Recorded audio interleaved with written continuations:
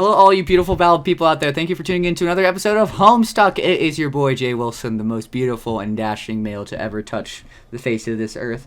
Women, please love me. I'm here with my friend and co-host. So actually, you don't actually ever touch the face of the earth. There's technically a microscopic distance between you and the earth, so you technically have to touch the face of the earth. Are you about to make the case that you never actually touch another human being because your molecules always leave at least a little bit of space? Fucking kill yourself, man. Fuck that noise. Look. I had to make the joke. Anyways, it's your girl Ariah, and I'm back. Last time, crazy shit happened. We got my maniacal boy. Oh gosh, Dirk is my favorite character at this point. He's my favorite character at this point. Him and Karkat are tied for first. I was gonna say, there's no way to beat Karkat. Dude, but like this arc is amazing, and you can't tell me otherwise. Like, I don't give a fuck if you really just hate his guts right now. You love him at the same time. This is beautiful. Oh yeah. This arc is fantastic. He is such a good villain. He's on his villain arc. I'm about to start my villain arc. Jesus. Yeah. If Dirk can do it, I can do it too, right? I'm about to murder one of my friends. I mean, no, tranquilize them for a month straight. Anyways, I have cheated a little bit in the book just by looking at how much time. Ariah cheated physically. Ariah cheating is really bad. It really hurts people whenever you do shit like that. And I've come to the conclusion that we can actually finish this very soon. And it's also worth noting that we're recording this the same day as the last one again, so we're actually on a little bit of a trend here of actually recording things, which is amazing. And I'm very excited to get into this. So let's jump into it. Hopefully minimal tangents. Tangents are good, but we want to limit them to about a minute and a half. We don't want to go on huge rants. Stupid math just shit. because we want to try to finish this tonight. But, you know, whatever. It'll get done eventually, either way. And that's not really of relevance to you. So, shall we jump into this? Only if you say the magic word. All right. Do you remember it? it? Yeah, it's Abracapocus. Yep, that's it. Do you know where I got that from? No. An old Looney Tunes. Oh my god, of course. Because Bugs Bunny was he was Dracula in that short, and it was like how he turned into a bat. See, none of those things add up to me, but okay. Well, the Dracula and the Abracapocus does not really correlate in my mind. Yeah, but I disagree. Sure. I disagree. Sure. In any case, we're just coming off straight from Dirk. We decided we're going to finish it control tonight. Of the narrative right back over. We're going to try. But Dirk just took back over the control of the narrative from the Dead Cherub, and that's where we're left off now. I'm Jade so glad I get to go back to reading the narrative. I love reading the narrative. And we'll likely be unconscious. Yeah, and we'll likely be unconscious for the rest of the story, since Dirk said it might be weeks or months. And Jake, Karkat, and Dave have thwarted what they thought was a assassination attempt. So we'll see how they regain their composure. Do you think they're gonna notice that it was Dirk? Do you think anyone's gonna figure that out? That's a good question. I think he's so much of a genius that they probably won't. And also, Roxy was talking to Dave, and Roxy thinks Roxy was kind of trying to get advice about what seems to be them wanting to come out as transmasc rather than non-binary. Yeah. Which is really exciting. And they're totally valid either way. Oh, and John and Terezi kissed. It's adorable, and it's insinuated they did a little bit more than that. Yeah, make-out session, maybe more. Sheesh, dude, I miss don't really know how. I miss make-out sessions, man. I don't really know if like how troll biology works in terms of like human. I don't know. Like, I'm sure they'd figure out a way. Sex. They'd figure out a way. Because like they don't physically. I mean, actually, don't know if they do, but their reproduction is external. I have no idea. But, so I don't know if they would be able to go any further than making out, but whatever. Anyway, quick slight tangent. Thoughts on make out sessions, Ariah? When the mood is right, they're fantastic. Ever had one? Of course. Cool. Anyway. All right, go ahead. Speaking of meat, holy shit, you just looked more fucked up every time we come back to you, don't you, John? You're a disgraceful mess right now, covered in blood, mysteriously sticky. Bruised all over your arms, blood, and neck. Shit! What do you mean mysteriously sticky? Listen, my boy is having himself a really good time. Okay, stop it. Stop judging my boy. You'd be doing the exact same thing if you had this person. Actually, I have no idea because I don't know what this person actually looks like, just like vague descriptions. Anyway, you catch sight of yourself in the... Terezi practically raked Rose into your back. You catch sight of yourself in the rearview mirror. You're kind of embarrassed by what a post-coital train wreck you look like when all she's got is mussed hair. And you should be embarrassed. Seriously, it's like you're mauled by a wild animal. Jesus, don't either of you have any shame? I'm kidding, of course. I'm the last person to criticize a little power play in the bedroom. Wink, wink. I just didn't expect you to be the kind of person who was into that sort of thing. You were into it, right? You're not sure. You feel weird, shaky, and numb, exposed like a grape with skin peeled off. Oh, God. Is Dirk gonna mess this up somehow? I don't think he's gonna mess it up, but I think John in his feelings towards it. I don't think I'd be very comfortable if I got with a girl and all of a sudden I check out my fucking back and it's just completely raked. Well, yeah, but what I mean is, like, Dirk is now controlling the narrative and he has control over That's a good everything. point. So technically that would be... Yeah, good point. I don't know. You pull your hoodie over your bandaged chest and rub the side of your face where she backhanded you during the backseat practice. What the fuck happened? Just once. That's a black rom thing, right? This is all this is. It was a black rom thing, right? You're like a broken cup glued back together, wondering if Terezi actually likes you, or if you're just inventionally cucked yourself into the one quadrant you like the least. You're feeling something for her too, but it's on a whole other planet from where she is. Terezi doesn't make eye contact with you when she slips her back into her shirt. She rolls down the window and floats outside.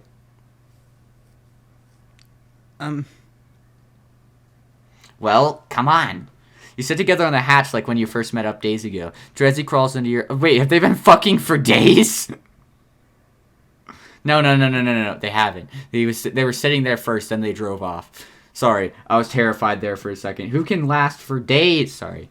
And nuzzles right up... Terezi crawls into your arms and nuzzles right up against your chest, so you have no choice but to hold on to her.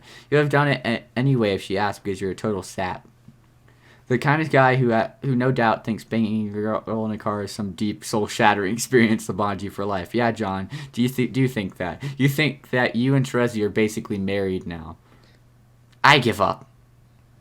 Oh, don't do that. Like, I'm not suddenly going to be okay with you dying here just alone just because of the what we just did. How low is your self-esteem, John? Jesus. Oh my God, sorry. She elbows you gently and snorts into your neck. You think that's one of the most amazing sounds you've ever heard. Objectively, though, it's a horrendous sound, like a sound a pig makes when you're not looking. So you can't quite tell if it was snorting or farting. For some reason, the little noise gives you palpitations. Holy shit, dude, you've got it bad. Homie's down horrendous. Aww. Oh my God. No, idiot. I give up on Vriska. Oh my God. Terezi says this like someone announcing they've lost their faith in God. And comparing Vriska to God sounds like about right to me, since now they're both approximately just as fake, seeing as I replaced the latter, and the former fucked off into that black hole a little earlier, never to be seen again. Can't say I feel too broken up about it.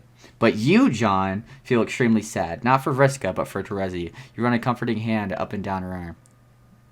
Oh my God. Holy shit. Dirk is saying a matter of fact that Vriska just fucked off into that black hole, which confirms the black hole has a connection to Candy. Yeah. Because Vriska did show up in Candy. Terezi never did, but the car they're in does. Yeah. And that car John finds and thinks that Terezi died. Oh, shit. Right? Wait a fucking minute. This is how Terezi disappeared in Candy. What the fuck? Right? Oh, holy shit, man. Oh, shit. This car they're in, they leave, and this car they're in goes to Candy, and John finds it, and John can never talk to Terezi again because she's no longer in that area she goes to meet. That's terrifying. With John. That's terrifying. All right, let's keep going. John finds... Holy shit. Did you finish it? Yeah. The orange? Mm-hmm. The comforting hand, but you, John, feel extremely sad? Yeah, you're supposed to say, Terezi, come home. Okay. Terezi, come home with me. Can we even go home? Can you? You're so tired. I don't actually know. What?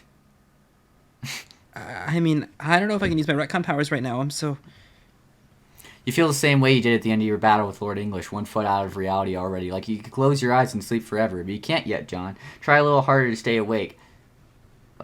You cannot rest soon. You wake up with your back flat on the car trunk. Terezi shaking you and looking genuinely frantic. You didn't even realize you fell asleep. John! Hey, let me take a nap, okay? Then I'll take us home. I don't think that's a good idea, John. She used your first name 3 times in a row. Wow, it's truly pathetic how happy that makes you, but it gives you the energy to push yourself into a sitting position. You rub your face and realize that you've lost your glasses. You feel so awful that you didn't even notice how blurry everything looks without them. You go for Terezi's hand and get her thigh instead. Hold on to me, okay? No matter what happens, don't let go. Are you sure you can do it? No, but... You won't know if you don't try, so you give it everything you've got. That page is really short. Yeah, but I think that means that he's back in the narrative. And then we're back to Jake. My favorite people, how are you all doing? I love you all so much. These are my favorite characters, all just vibing here. We got Dirk and Karkat and Dave, and Jake's just kind of a piece of ass, but that's okay. Speaking of giving it everything he got, here comes Jake McGee, about to pop his pistols off in front of a whole crowd of Karkat's progressively prismatic proletarian partisans. God, that reminds me of J. Jonah Jameson. You know J. Jonah Jameson for Spider-Man, right? Like, his entire thing is, like, because, like, he's, like, an old-school newspaper person. Like, his entire thing is, like, alliteration. So, like, the prismatic proletarian partisans. Like, all fucking reporters do that shit. Okay, let's strike that bit of alliteration from the record. I don't know what came over me. See? I probably just made the mistake of getting too close to the gaping black hole that radiates pure acidity from the space between Jake's ears. His event horizon of buffoonery has the dual effect of making everything around him slightly lamer while sucking his unsuspecting victims into wanton sexual indiscretions, which if you're lucky you'll be too drunk to even remember. But well, look at him. How can you not fuck this guy? I mean, I'm not ever going to fuck him, but I bet there's a good chance that you want to. Don't even try to say you don't, because no one's buying it. After all, what's this entire election it's about to boil down to? It's a decision made based on the primal fuckability of the dumbest asshole on earth. The crowd is all in a tizzy waiting for Jake to soft shade his famous ass back up to the podium. Yes, please. No, I'm just kidding. It was quite melodramatic, that level assassination fake out I staged. It might have even inadvertently jumped the Vantis campaign in the polls. Of course, I'd never do something so stupid as turn Vantis into a martyr. Oh my god. God, could you imagine the last time some Jake, incompetent asshole with his blood color bumbled his way into a tragically symbolic death? The entire troll race spent a half a millennium stroking themselves off to until they were convinced hearing the word fuck could trigger spontaneous enlightenment. Oh my god. The vast expletive. Cankry! No thanks. Jake's going to... I hate Cankry. Fuck that character. Fuck you for even bringing him up, you stupid bitch. Fuck Cankry. What? It's the Sufferer. Cankry's the worst, and the Sufferer and Cankry are not the same person, and you can't convince me otherwise. Fuck you. They are definitely the same person. They are definitely not the same person. No the thanks. Sufferer Jake's going on to put his life as Cankry. Jake's going on to put an end to Karkat's political career at the level of gravitas it deserved. Now shut the fuck up about Cankry. Nobody cares anymore. Hopefully he's dead. Fine. All the pomp and circumstance of a wet fart. He was dead when we met him. Good. Here comes the man of the hour. He stops at the base of the stage. Justice Blowtie? Oh god. Bowtie rolls the hemline on his shorts up another notch to show off the top quarters of his finely tuned and grease vastus lateralis muscles. He slides the endorsement speech Dave has so considerately prepared for him out of his front pocket. I let him read it over one time, even though there's nothing in this universe that could possibly matter less. Yo, sure you still want to do this? Yeah, it's not too late to call it off. By which I mean this entire fucking comedy of errors that Dave preposterously insists on calling a campaign. How about the election itself? We can put the kibosh on that too if you want. If you're feeling uncomfortable, Jake, just say the word. We'll stick a prog shovel in the whole deal and go home. Dave elbows him. Or, just a speech. Oh my gosh. Don't be daffy, chaps. If I were the sort of man to bark at the bit of a hot potato in the evening, I wouldn't be where I am today. Hot potato? What the fuck? Dave and Karkat exchange a look. They don't stop him, though, because a plan is a plan. Jake spins on his heels and goes swaggering up toward the podium, grinning cheek to cheek at the familiar sound of a crowd chanting his name. He sets his speech down and smooths out the paper, only to find his hands swamped with sweat. Whenever I'm famous, this is exactly what's going to happen. I'm going to be vibing up on stage with the whole crowd chanting, Jay Wilson, or whatever name I'm going by at that time. What's that, Jake? You didn't notice your hands were sweating until now. Not surprising, considering how overtaxed your precious few neurons are at any given time. Oh my god. Jeez. Hello, folks. Dandy weather we're having here, isn't it? Jake's hands are so sweaty they smeared the words into the speech beyond recognition. He begins to panic. This is not going well. This is the most Jake thing I've ever seen. Well, no, this is Dirk's fault. Yeah. Dirk is sabotaging this. Yeah, pretty much. Thank you, everyone, for coming out on this banjo of a day to do whatever it is that we've all congregated to do. At the bottom of the stage, Karkat and Dave put their heads together in an adorably platonic respiratorial kinship. Karkat whispers directly into the shell of Dave's ear. I don't even have a direct... don't even have to direct him to do that. It's just his natural inclination is practically stick his tongue straight to the center of Dave's skull, while practicing a bit of perfectly harmless, non-sexual, intimate close talking. Jesus, if I have to watch one more minute of this beta bitch calamity, I'm going to fucking dissipate on an atomic level. What is he doing? I saw him reread the speech. Do you want me to just do Dave, or do you want Dave? Yeah, go ahead. Go ahead, Dave. Yeah, I don't know. He does this public speaking shit every day. Maybe this is just how he warms the crowd up. Let's give him a... Dave? Are you okay? Oh, I'm fine. For a moment, something felt off. Again? What is this assassin going to take him out after all? No, it's not that. It's wonderful to see such a jammy cornucopia of sporters. By golly, a lot of you sure enthusiastic for the Karkat chap, which means that we potentially have a few things in common, since I've come here I've come to... Jake tugs at collar. It feels tight. Suddenly, he's dripping buckets down his suspenders. Dark patches are starting to form on his dress shirt. Rather, that is to say, in delicate times such as these, even though usually it is a tough or a bad idea to talk politics in public, today we have all most certainly gathered here to have what is definitely a political conversation. Yes, that does seem to be the lay of the land. That I've come here to tell you all about my political opinions, which I will get to shortly, and with their minimal verbal bric-a-brac, because I... No, Dirk's fucking him up. No, yeah. Shit. Yeah. He's trembling so hard he begins to worry that the crowd can hear it, like the sound of somebody shaking a soda can filled with coins. He goes pale as the depravity of what he's about to do hits him like an 18-wheeler. I've made a terrible mistake. Oh my god. Hey Jake, don't undersell yourself here. You've made several terrible mistakes, especially as of late. One might even say that you made a shit ton of them. And that's just this fucking week. Or if you prefer, a rusted jalopy covered stuffed to the whirligigs with a gum fessulant, or whatever inept combination of archaic word garbage will help underline the sheer level of personal failure you've managed to achieve. Why don't you have a good long think about that, Jake? Is this really the time for a good long think? Jake muses to himself, actually putting a finger to his chin like some double public domain clip art picture of a befuddled guy. The crowd is confused by his rapid cycled mood change. They don't show it. Jake's got a bit of a day drinking problem, which has been slavishly documented in the global tabloids. That's how you avoid responsibility, isn't it, Jake? You can fool your fans, but not yourself. The truth is that there's a canniness to the act. It's a partially cultivated. You're stupid, but you're not nearly as stupid as you pretend to be.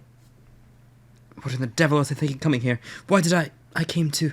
Slide the biggest knife any motherfucker ever wielded directly into your friend Jane Crocker's back. She loves you, Jake, more than anything, and you toyed with her heart, and you would have guiltlessly toyed with her kettle drums, too, had it not been for a bit of divine intervention, let's decide to call it. But wait, you're thinking, wasn't Jane merely executing a cold-blooded maneuver to rein you into the stable of her campaign using her body? How are you the bad guy here? That's true, she was trying to do that, but come on, is she ever so much less experienced than you in these matters, Jake?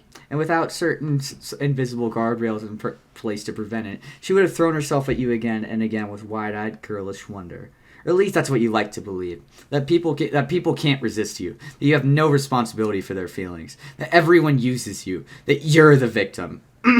Yes, it's so unfair that anyone in this universe or the last has ever had a single expectation of Jake English. Why should anyone respect your personal autonomy when you're basically begging to be taken advantage of?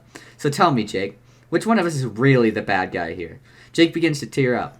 He wipes his eyes with what he thinks is a subtle and manful feign, but everyone in the crowd sees what's up. He's trembling, feeling small and naked and raw like new flesh after a scab's been pulled away. He's scared. He's been scared. He's been running from this feeling his entire life, all because he was so pants-shittingly terrified of being in love with Dirk Strider. And why wouldn't he be afraid? He knows what will happen when he finally admits it, knows deep down that to truly love Dirk would be to submit to him. That's a scary thought. It takes a certain degree of mental fortitude to admit that you love someone so intensely it could subsume your entire personality. But Jake can see now that it's simply how things were meant to be. There are leaders in this world and there are followers, which is a fact that has absolutely nothing to do with the position one prefers in the bedroom. Jake can't believe he's wasted years denying something so elemental to his nature that it might as well be on the periodic fucking table. He braces his shaking hands on the podium and tries to catch his breath. His mouth is filling with saliva, much like it does when he's about to throw up. Or when he's desperately, devastatingly aroused. Jake, are you aroused in public, thinking about your ex? And in such tight shorts. Sorry, I'm overdoing it. That should be enough. Dude's about to pop off. The words erupt from his mouth like a tragic, Dirk-thirsty Vesuvius. Oh, God. Poor Jake. Fuck. I fucking Dirk is manipulating him so bad. I hate how he just did that. However... Dirk is such a good villain. God, Dirk makes dude. for such a good villain. I Holy love shit. reading him. I love the cold, calculating he tone. can't be redeemed. I love the cold, calculating tone he uses too, or at least the tone I'm using. He can't be for it. redeemed. They have to kill him eventually. Like, they have to take him out. He can't be redeemed. There's no redemption arc here. I don't know, man. God, that's so fucking fucked though. Like, just like he placed that all in Jake's head. Like, he's gonna win in the epilogues, but I assume that it's gonna explore more in Homestuck Squared. So, I love Dirk. I'm in love with Dirk. And to love Dirk is to obey him. What would Dirk want him to do in this situation? Definitely not sell out his good and dear friend Jane for a loudmouth pipsqueak who noisily transcends failure even as he redefines it. Do good by her, Jake. Do good by me. Oh, Jesus fucking Christ. Boy, howdy. Sorry about the hiccup there, folks. Hiccup? His ass is shaking my fucking head. Shaking my fucking head. I've been dealing with some personal issues as of late and was momentarily distracted, but never mind that. I know you've all come here today to hear that there's been quite a ruckus in the press these last few weeks concerning the subject of the election, and more importantly, where I stand on the candidates. So today I'd like to set the record straight on that matter, as well as all other matters. You see...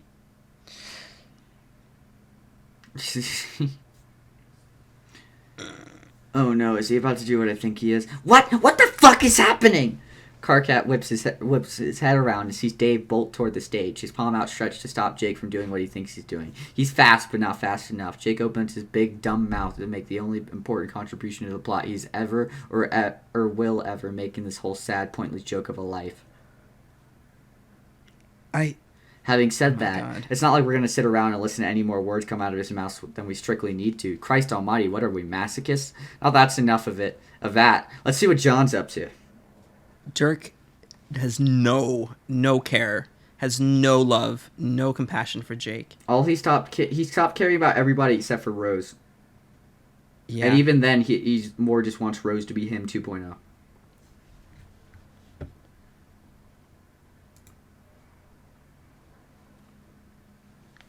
Oh my God. You zap back to Earth C with the last of your energy, and I do mean last. You place your first foot on the... Oh, no. Oh, fuck. Oh, God. And I do mean last. You place your first foot on the ground, stumble forward 3 steps, and cough up blood. Terezi has to catch you under your arms. But you're already going translucent around the edges. Your skin is cooling to the touch. The poison is coursing through your blood so furiously, it's making your veins feel like cords. Terezi can tell you're dying. She's not in great shape herself, but she manages to tug you to your feet. John, come on. Let's get you to Jane. You try to remember if you've ever been revived by Jane before. You honestly can't recall. So much shit has happened, maybe? Doesn't matter, this isn't a wound you can recover from. It's game over this time. No healing, no afterlife, no cosmic clock proclaiming your sacrifice is heroic. The poison needling through you is antithetical to narrative relevance. You're not dying, John. You're being erased. Cherubs don't fuck around. We've both been learning that the hard way. I guess it's tragic, though, maybe not in the conventional sense. My view is, the real tragedy with you, John, is that you never mattered all that much. Shit. I'm gonna cry. It sucks. Oh my god. To those on the level of the cherubs, and now my level as well, you were never all that special despite the critical role you played. You were just a middling glob of human glue used to seal one glaring gap left in canon. A simple tool to be wielded by a mechanic whose consciousness has risen high enough to see the machine for what it is. Your complete lack of remarkability, the specific motivation, drive, opinion on where to direct your own fate, these deficiencies are exactly what made you so useful, so susceptible to being endowed with the you-ness I've borrowed to satisfy my purpose. You slip from Terezi's grip and faceplant into the grass. You hitch an elbow beneath yourself so you can roll onto your back. You want to see the sky. What was it that you thought when you went home, John? Back to your real home? The sky here is too bright? It looks like someone nudged the contrast a couple degrees in the wrong direction. How's it look now? You close your eyes against the light. I don't think it matters. I don't think this is a wound Jane can fix. Don't be ridiculous. Terezi, for once in my life, I'm being serious, okay? As soon as I got bit, I was dead. No, even before that, I was dead the moment I woke up that morning. Well, that's a little melodramatic. Not quite, John. You died the moment you made the decision to go meet your destiny. You would have lived if you made the other decision under a certain definition, the word living. You might have even lived until the end of your immortal lifespan, as shitty as that sounds. The objective reality of that life might be in dispute by some of the more pedantic canonistas out there. The outspoken sophists when it comes to what counts and what doesn't. They know who they are, but whatever kind of life in a bubble you'd be living, at least you'd still be breathing in it. That was the actual choice Calliope was giving you that day. That's why she looked so sad when you decided to fight Lord English. Even though you knew both then and now that it was the only choice you possibly could have made. It was, John. This would be the best outcome for everyone. I promise. John. I hate you, Dirk. Hey, come here. Terezi kneels at your side. She doesn't do anything sappy like take your hand, though. Mostly because she knows how this is going to go. And doesn't want to experience the tactile sensation of feeling your pulse slowly under her palm. I've got dying words to say and stuff. Really? Dying words? Oh my god, Egbert, you really are the lamest person who has ever lived. This isn't a movie. You complete dumbass. You're dying and you don't even let me help you. Terezi, are you crying? She wipes her eyes and nods. I can't believe it. Wait, what is that? I resent the implication that I would pretend to be unaffected by your death after we had an emotionally significant sexual encounter in the back of the four-wheel device once belonging to your dead human Lucis. I guess even after all that, I'm still a little intimidated by you, huh? Still? Yeah, I mean, you have black feelings for me, but I just can't feel stuff like that. I'm just a human after all. John, It's okay. I'm glad that I got to be with you, even if it was just for a little while. Do you mind if I say something stupid? Potentially even multiple stupid things? Would you still say them even if I said no? Probably. Then I'll be your death-side confessor. Say all the stupid things, John. I'll remember them for you. Wow, that actually sounded kind of romantic.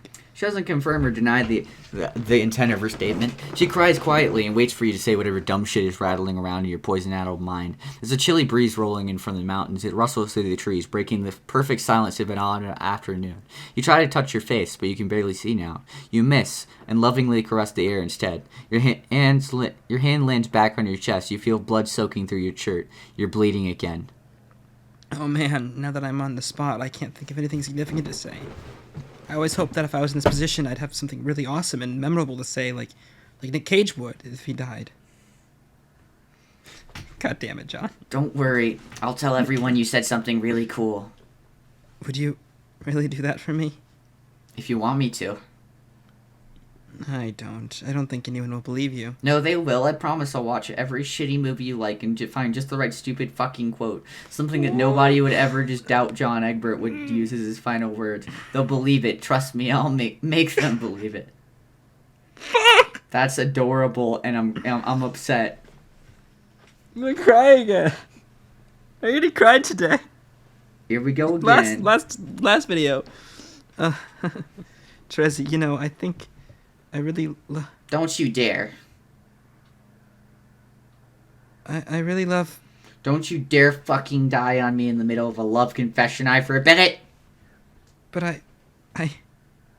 Then John dies in the middle of a love confession. Terezi leans closer, then holds perfectly still. She tilts her ear towards him and sniffs once. There, she can hear it, the slow seeping of blood like a distant stream. The scent of his life leaving his body, strangely unmistakable, like the quality of the air before it rains. She listens to him bleed while she smells him die. Terezi... This is Dirk's fault. Yeah, all of it's Dirk's fault. He probably would have survived if the cherub would have been in charge, to be fair. Yeah. Terezi presses her... Oh, wait, I already read that. Presses her ear to his chest and confirms that his heart has stopped. Her tears dry up at that. She's so devastated she can't even fucking cry. What's she supposed to do now when John was the one who asked her to come back to this place? Would she ever have had any intention of returning if it weren't for him? She doesn't know anymore. She remembers his voice so earnest and friable, asking her over and over again to come home in multiple realities. All he wanted for her was this, to be home safe with all her friends, and now that she's here, she's lost. Legs shaking, she gets to her feet, takes a whiff of the horizon. Where the fuck am I, she thinks. How do I just get on with living here after everything that's just happened? That's definitely a fair question, but I have one that's much more important for her to answer. Terezi, are you seriously just going to leave the body here? Huh? Of course not. Terezi's a practical girl, after all. She digs the wallet out of her blood-stained pants and captures the corpse. She holds it close to her heart like a secret, like John's stupid last words, a confession whispered for her and no one else. And then she starts walking home. Fuck. Wait, we're just continuing with Terezi. Yeah. I think that hasn't happened in a while. It might finish narratively, like this entire epilogue. Yeah. Like we might just follow the rest of the narrative from here. Yeah, for Terezi at least. Yeah. So it turns out that home is an entirely abstract concept, a state of mind, if you will, rather than a literal physical construct that can make you feel one way or the other. Terezi's been gone long enough that her friends seem like strangers entangled in relationship dynamics that she's obliquely excluded from, embroiled in petty feuds, obsessed with politics. Oh, do you want to know how those petty feuds and political obsessions turned out, by the way? I thought it was pretty obvious, but I'll say what's up anyway. Jane swept the election, of course. Yeah. I told you I was going to win. After Jake's incoherent and scandalous heel turn at Karkat's ill-fated tally, no amount of esoteric three-dimensional rally. No amount of esoteric three-dimensional JPEG artifacts could have salvaged the Vantage campaign. Besides, Dave and Karkat now have other concerns, mainly that their BFF Jade has been in a coma for an entire month. They've been in and out of the hospital handling her affairs. Her next of kin is listed as Sean Egbert. No one's seen him in ages. It's like he just disappeared suddenly, like some great hand came out of the sky and crossed his name off the big list of guys we ever need to give a shit about anymore. Wait, we have 7 and 8 after this. This is like an epilogue. This is like the epilogue you would read in a book. You know, like the ending. This is what happened to all the characters type thing. Terezi heard about But there's Jade. 2 more epilogues after this. Yep. Terezi heard about Jade from a rather hurried Kanaya, who's doubtlessly ran ragged from the hot potato plot circles that I've been sending her on for weeks to stop her from reading the riot act for kidnapping her lovely wife. The woman is obviously hysterical and needs to chill the fuck out. I mean, she's hysterical because I've been specifically and deliberately causing her to be that way, sure. But still, she should be fine soon enough. It takes Terezi a couple days to work up the what exactly? What is she supposed to be feeling right now? I'm not sure myself. Maybe I should take a minute to think about the thing you're supposed to feel when someone goes through whatever the hell it is you just went through. If I come up with any ideas, I could easily do her the favor of helping her feel it. Whatever it is she's supposed to feel, what she actually feels is empty. colorless, dried up, as she walks beneath a holographic billboard displaying Jane's glorious victory speech. Ceremony accompanying the speech is patently absurd, stuffed with so much pomp and circumstance that Terezi knows can't make sense of what she's supposed to be looking at. It's all just light and color signifying nothing. Her internal smelloscope is so discombobulated from the onslaught of pastry-themed floats and Jane's tearful soliloquy on the legacy of responsibility she's about to inherit that she makes the familiar figure standing in front of the hospital for someone else entirely. Oh my god. Hey, cool kid. How's Jade doing? Roxy turns around and blinks in confusion. Tracy blinks back. Kanaya had warned her that Roxy had been going through some changes, but this still takes her by surprise. So in her defense, this was an honest mistake to make. Dave gets half of his genetics from Roxy, after all, and since her big heart-to-heart about the personal politics of queer onion metaphors and 10 stages of galaxy braining through the many vicissitudes of the phrase no homo, Roxy has decided to really step up her gender experimentation. I guess at this point, she's gone beyond stage 10, which I imagine is somewhat like reaching Super Saiyan 2 of gender. Super Saiyan 2 of gender. I think, and then going even further beyond. I fucking hate Dirk using she, her. Yeah, I agree. But it wouldn't be... I'm not saying that I enjoy this, but I gotta read it the way it is. I know. No, I know. No, I'm just making that clear. I'm not enjoying this. I enjoy the way his character is acting, however, the lack of appreciating people's pronouns pisses me off. She got the shades now, and sports one of those sweep-over hipster cuts Dave loves so much. Nothing ambiguous about the presentation, although, if I'm being totally real, it's a bit derivative. Anyway, I can't complain too much about her decision to crib the Strider style, since, she's family. Besides, I'm T-minus 10 hours from fucking off this gay Earth forever. It's her life, her gender, her style. She can be whatever the fuck she wants. Roxy's whole face lights up when she sees Terezi. Gee, Terezi, I didn't know you were back. What up? Oh, Roxy, hi. I thought you were Dave. Oh my god. Oh my god. That's incredible. It's been months. Yeah. So I assume I'm still using them because they haven't said if they're going with he him yet, but they are fully they've done more mask presenting. They're at least presenting more mask. Yeah, that's cute. Okay. Yeah. Oh, that makes sense. I thought for a minute you were appreciating my rad new look, but I know I got a ways to go before I took the throne of the original cool kid. No, you're very cool. In fact, I would probably venture that if we were judging coolness in a formal coolness contest judged by the pros on a completely objective basis, you're actually about 4 billion times cooler than Dave. Wow, thanks. Which is a fact that seems so obvious that I've definitely knocked several ranks off my own personal coolness attribute by even saying it out loud rather than allowing it to be assumed. Well, no way. Terezi, you're like the raddest chick I know. Terezi's jaw tightens. She's not ready to hear any of the words that remind her of those few hours with John. Her hand goes to her pocket where she's keeping the wallet. She traces the contours with her thumb and forces a smile. If you say so. Yeah, I do fucking say so. Don't make me repeat myself. Roxy seems almost effusive. Effusive? I don't know. Despite the circumstances. An earthy, genuine effusiveness that lights her up from inside. Terezi's head is filled with stories about a different version of Roxy, the polar opposite of the one standing in front of her. So, you're here to see Jade, huh? Yeah. I heard what happened to her and thought I should come... Well, Pay respects? No, that's dumb. Terezi knows that's dumb. That's just motioning you go through... This is just a motion you go through. John would definitely want to be here, though, and technically Terezi is taking him with her. He may be in her pocket, but lately she's been feeling more like he's under her skin. She hasn't told anyone what happened, but at least she knows she'd look at him whenever she wants.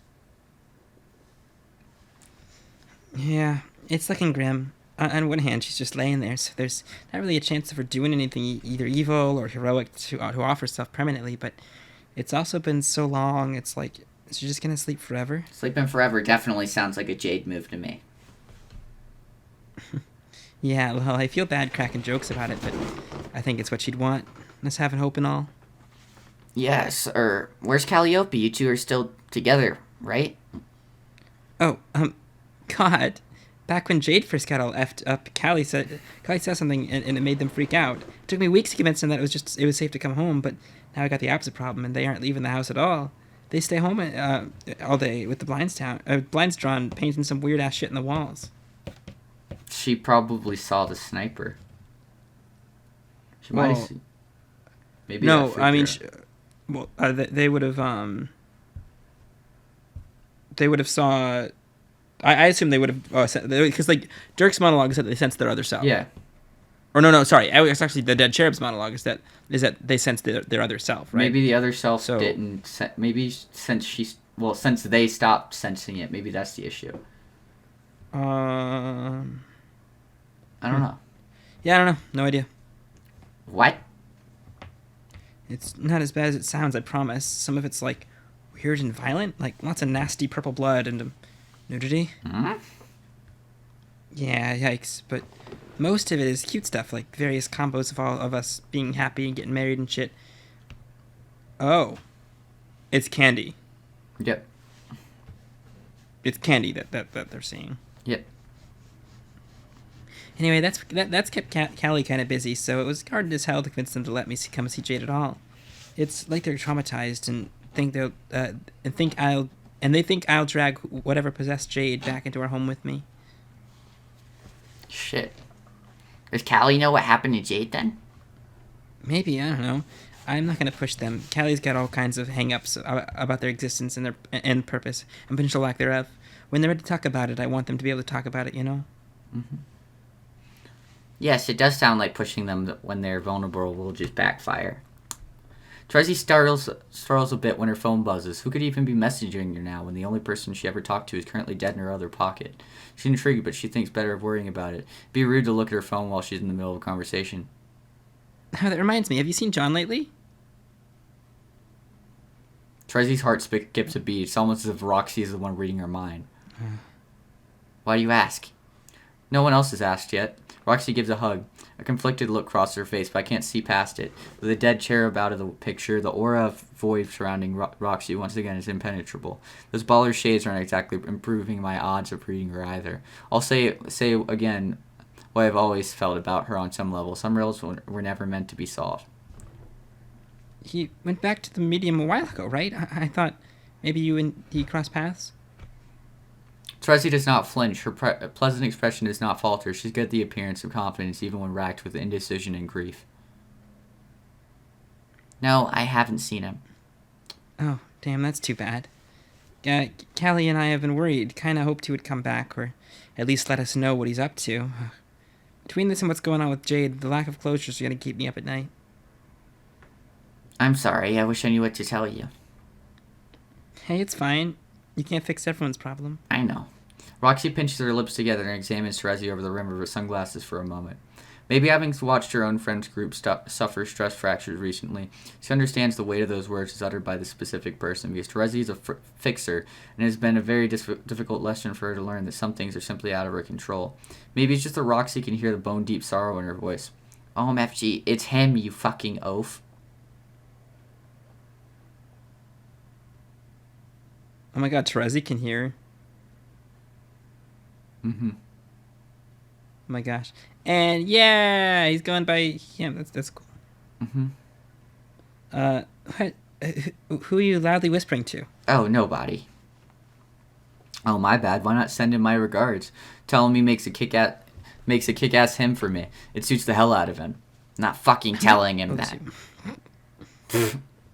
Whatever was bothering Roxy, it passes quickly and he says nothing about it. He puts his hand on Terezi's shoulder and gives a warm clap. The fraternal kind, which a couple of solid dudes might exchange after having just broed out. It's convincing, actually, reasonably authentic, and quite masculine. He's off to a great start exhibiting the mannerisms associated with the chosen gender. I'm genuinely proud of him. Wait, is he one of those motherfuckers that doesn't respect they, them, but will do he, him, and she, her? I don't know, man. I hate that. Look, yeah. It's bothering me. It's bothering me, too. It is my least favorite thing about the epilogues so far. Yep. Okay, well, I should get going. It was nice catching up. Don't be a stranger, all right? Stranger than what? Oh, my, you're a riot, but you know what I mean. Yeah, see ya. Oh boy. As soon as Roxy's gone, Terezi regrets lying to him about John. It's a hard secret to keep, but probably a harder one to reveal. Maybe it would have been better if she had run into Dave, said Roxy. It would have been easier to confide something like that to Dave, wouldn't it? Well, maybe it would have been easier years ago in a different timeline, and even then she messed that up, didn't she? But we can't beat ourselves up too much for our teen mistake, let alone the stuff we can't even remember because it technically never even happened to us. We have enough to worry about as it is, right, Terezi? Ugh. I know you can hear me. Of course I can hear you. You've been broadcasting your nonsense at me nonstop since John zapped his back. I know that every member of your family except the one I just had a pleasantly brief conversation with is genetically incapable of shutting up. But can't you just let me be depressed in peace? I feel depressed all the time, but I can't remember ever having the luxury of feeling peaceful about it.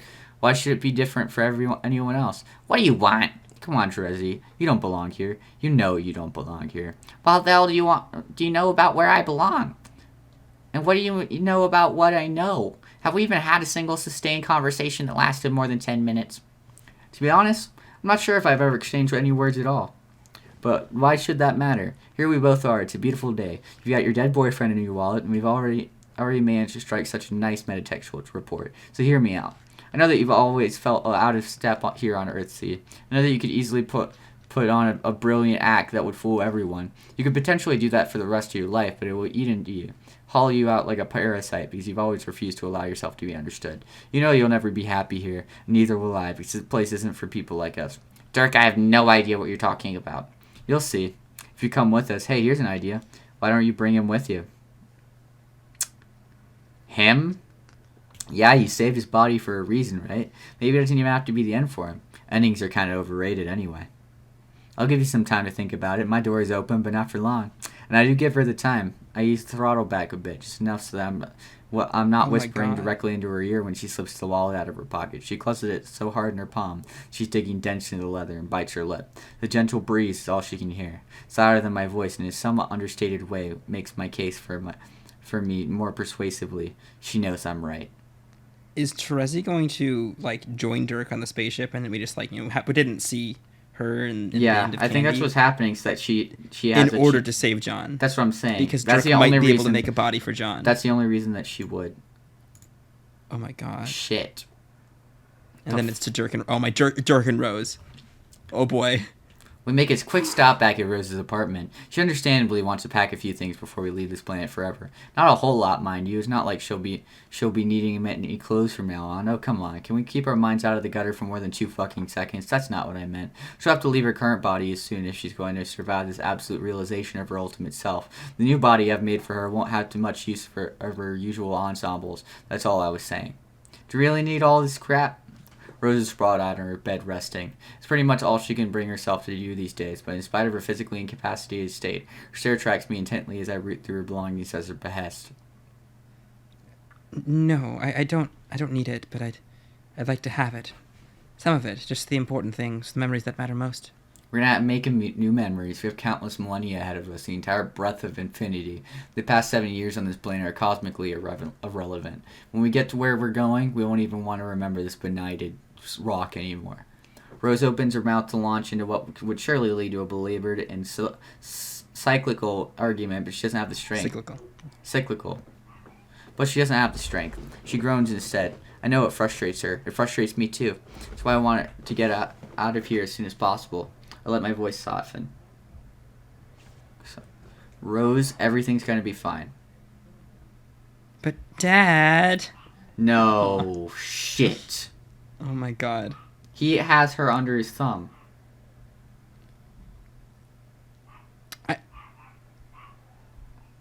I wonder how Rose, how much free will Rose is I'm sure she doesn't have very much, especially because Dave's controlling the narrative, so any free will is kind of gone at this point. Except for Terezi. I just wonder if any of this is from her own volition or not. The only people that can go against him are the people that can hear him. Yeah. Or that can hear him and know it's him. Yeah. Because Jake could hear him but didn't know what was going on exactly. Yeah. She pleads, affecting an exaggerated whine that sounds unintentionally authentic with how weak she is. Rose is really leaning into this particular line of irony, hamming it up with the dad jokes of which she derives some bizarre gratification from the fact of our relation. It's an apparently endless source of amusement to her. I don't get it, and I don't really care to speculate. I sigh, and return to picking through her jewelry. The tactic fucking works on me, I guess. Is this the thing you were talking about, this rock rope? Rock rope? Roxy lifts herself barely enough to see. The effort to do that just seems to take everything out of her. She collapses heavily after she gets a look at what I'm holding, huffing in annoyance.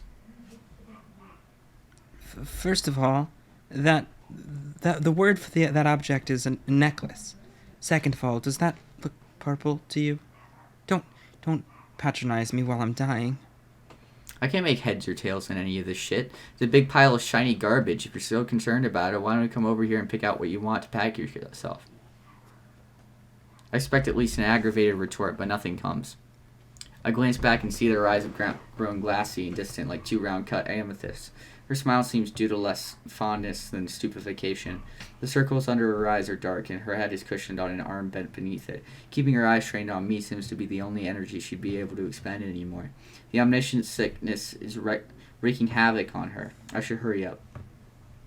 I'm glad I never had to feel whatever she's going through. Not everyone can be built like me. It just means I carry a greater responsibility to take care of those more fragile, especially the ones more important to me. I go through the motions of picking through her drawers, just grabbing stuff at random because, like I said, it doesn't matter. When she speaks, it seems her mind has wandered. Her voice is as distant as her expression. Are you sure Kanaya is going to be okay with this? I slide a drawer shut and shove whatever it is I'm holding into the bag without looking. There's no need to worry about that. How will we break it to her? You're not well enough to stress over this. You should just let me handle it. I can make her understand. What's happening here is the best thing for everybody. She'll come to see that someday. Rose breathes in deeply and exhales. She allows herself to close her eyes and tries to forget those troubling thoughts of the wife she's about to leave. Speaking of which, Kanaya is on her way back to the apartment. She's blocks away, frantically running in the direction of the building. She's a pretty fast runner, but she'll have to run faster than that if she wants to bust in here and cause a scene before we go. She senses she isn't going to make it up here in time and slows to a stop. She takes a moment to consider how she's going to play this. She's beside herself with rage. Her phone is out, poised to call someone, probably me. But she needs to gather her thoughts and figure out what to say. She knows she's been played by now. She's sure of it. She has to think of exactly what she can say to me to stop this from happening, or if nothing else, delay it long enough to force a confrontation. At least these are all the things she's telling herself right now. They're only thoughts, after all. Things she's decided she believes, after neurotically parsing certain patterns of behavior from me and her wife. And guess from her ignorant alien position, it's reasonable to be suspicious that something shady is going on. But is it really? Is she sure she's not misunderstanding something? Could she have misread the signals or falsely assigned nefarious intent to a perfectly innocent series of events? As her breathing slows and her calm is gradually restored, suddenly she isn't so sure. Maybe she's gotten this wrong all along. If you want my take, I think she's gotten this all wrong all along. That's right, Kanaya. You have been getting this all wrong since the beginning. Oh, you dick. I hate that you can do that. Your head is spinning with doubt now. Yeah. Why were you running so fast? Why is your heart beating like this? You find a nearby bench on the sidewalk and sit down to really reflect on this. To question everything you've been getting so worked up over. The thing is, what you're suddenly questioning isn't so much about whether you're suspicious that Rose and I have been sneaking around behind your back or wrong, per se. It's that you're starting to wonder if they're right, but you've been the one who was wrong to object. This revelation hits you like a kick in the chest. It's heavy. It hurts, but only for a moment. Then you find it. It's like a weight is lifting off your shoulders. You finally face the truth. If Rose has been spending more time with me than you, if she's realizing she resonates more with me due to our natural similarities and finds my presence more rewarding than yours, then what does that say about you, Kanaya? Doesn't it confirm that you've always suspected deep down that as flattering as it was that someone like Rose would give you the time of day and as nice as that made you feel for as long as she was willing to put up with you? The truth is, on some level, you always understood you were never good enough for her. Pale green tears are flowing down your face. You have no idea how long you've been crying. You've noticed only now because you finally decided to confront the harsh reality of your marriage. It was always an illusion. You put your face in your hands and sobbed. The catharsis is relieving, bittersweet. Years of suppressed insecurities melt away. You're finally free of this. Alone, yes, but free. And so is she. You love her with all your heart, and because of that, you genuinely want what's best for her. whatever will make her happy, and knowing this, that truly all you ever hoped for was to help her be happy, to be the best person she could be. It brings you comfort. It quells the grief into a dull ache. One that you'll be grateful to keep for the rest of your life, because it will always remind you of what you had with her. Tears have stopped now, flowing. You feel them drying on your face in the cool breeze. Your eyes are clear and focused. You know what you must do now. There is no crisis. There is nothing in which to intervene, nothing to stop. You tap your phone and hold it up to your ear. I hate this. You can be both of them. Either of you like them both. I hate this so much. Me too. Rose? Rose, sweetheart. Kanaya, I'm so... Rose, it's okay. I know everything. You do? Yes, I understand what's going on now. I just want you to know how happy you made me. Oh, Kanaya. I won't be long. I just need to say a couple of things while I can, before I get too emotional about this. I finally get it. I knew you and he belonged together. I really hope you will both be happy wherever you are going and whatever you decide to do. I will always be thinking of you and be grateful for the life we had together. I'll always remember you, Kanaya. Thank you so much for understanding. I didn't know how to. I thought surely you would be... Rose just turns her face into the bed to muffle her sobs. I'm holding the phone up to her ear. I move the phone quickly to follow the movement of her head. It's fine, really, sweetheart. I love you. I love you too. Goodbye, Rose. Fuck! Before Kanaya hangs up, I quickly bring the phone up to my ear to say a few words. God, he's so bad. I hate him. Hey, Kanaya, thanks for getting in touch before we take off. We both really appreciate that.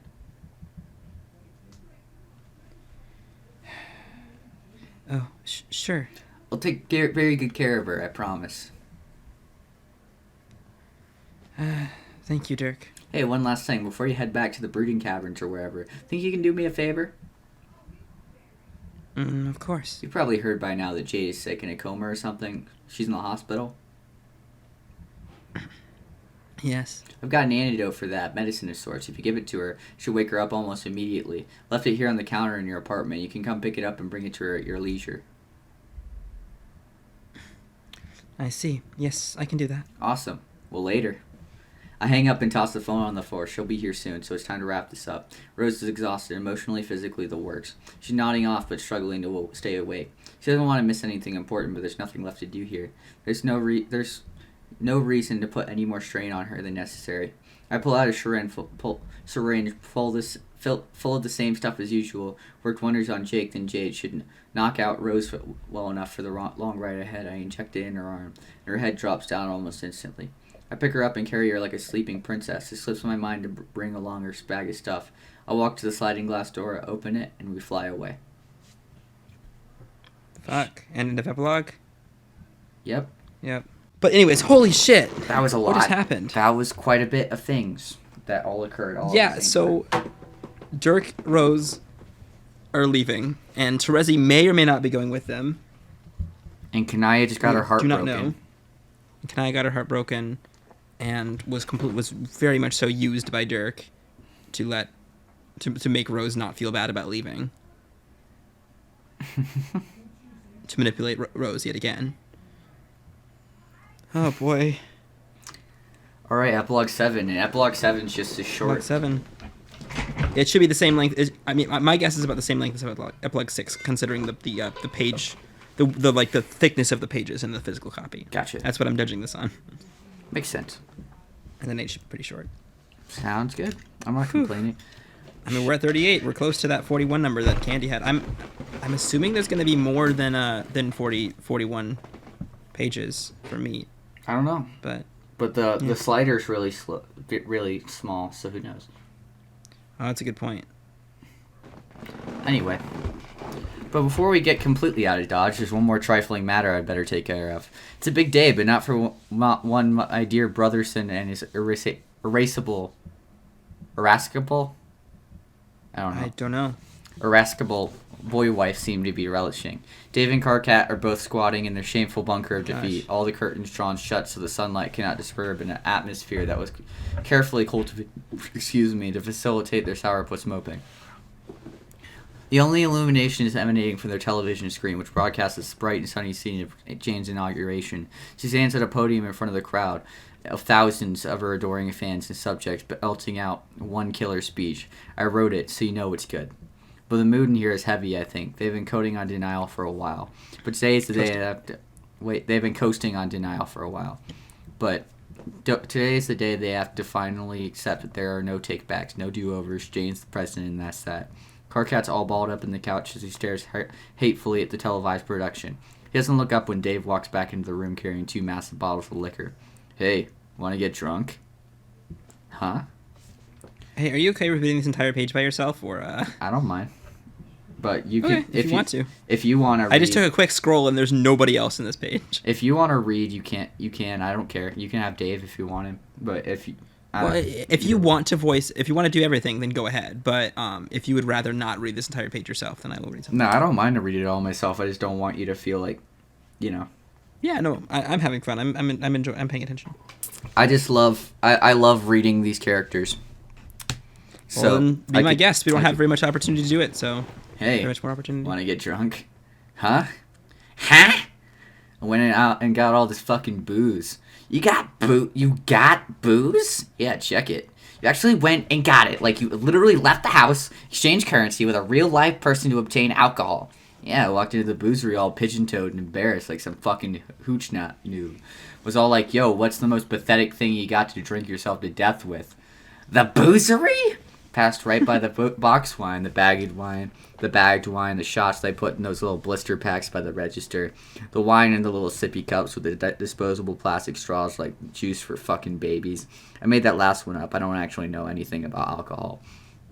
Anyway, 2 plastic soda bottles of vodka cooler seems to be about where we are at right now. I think that's what this is anyway. I don't really care as long as he gets the job done. I decided that I'm an alcoholic now. Oh, Dave. Uh-oh, this isn't a good idea. This is a slippery slope, man.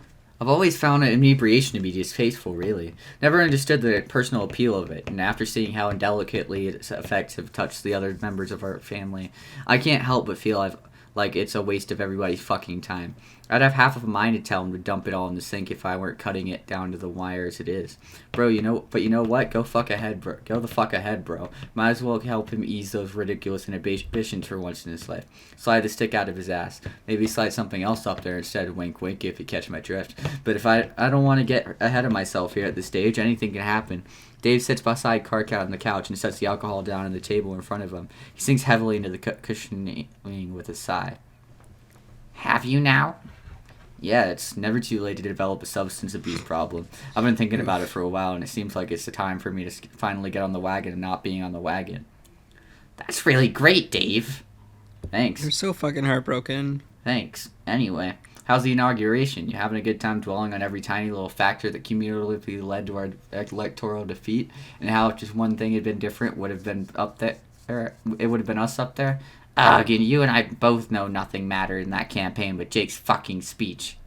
Yeah, I mean, like, I just keep imagining what would have happened if that absurd Rube Goldberg machine of life-ruining humiliation had been stopped at any point. Maybe just being backstabbed by his endorsement alone was something we could have recovered from with some rigorous counter-campaigning. But what if I had been fast enough to cut him off before he even said anything?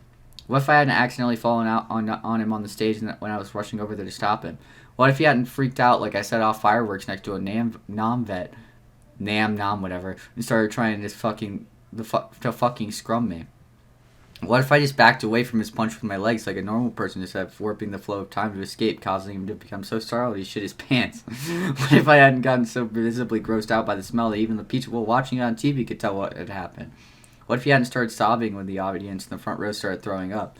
What if we had better security and stopped that lady from running on stage during the fracas and announcing that Jake had been dodging paying child support for the 3 kids? Like, that was the line. The line. Excuse me?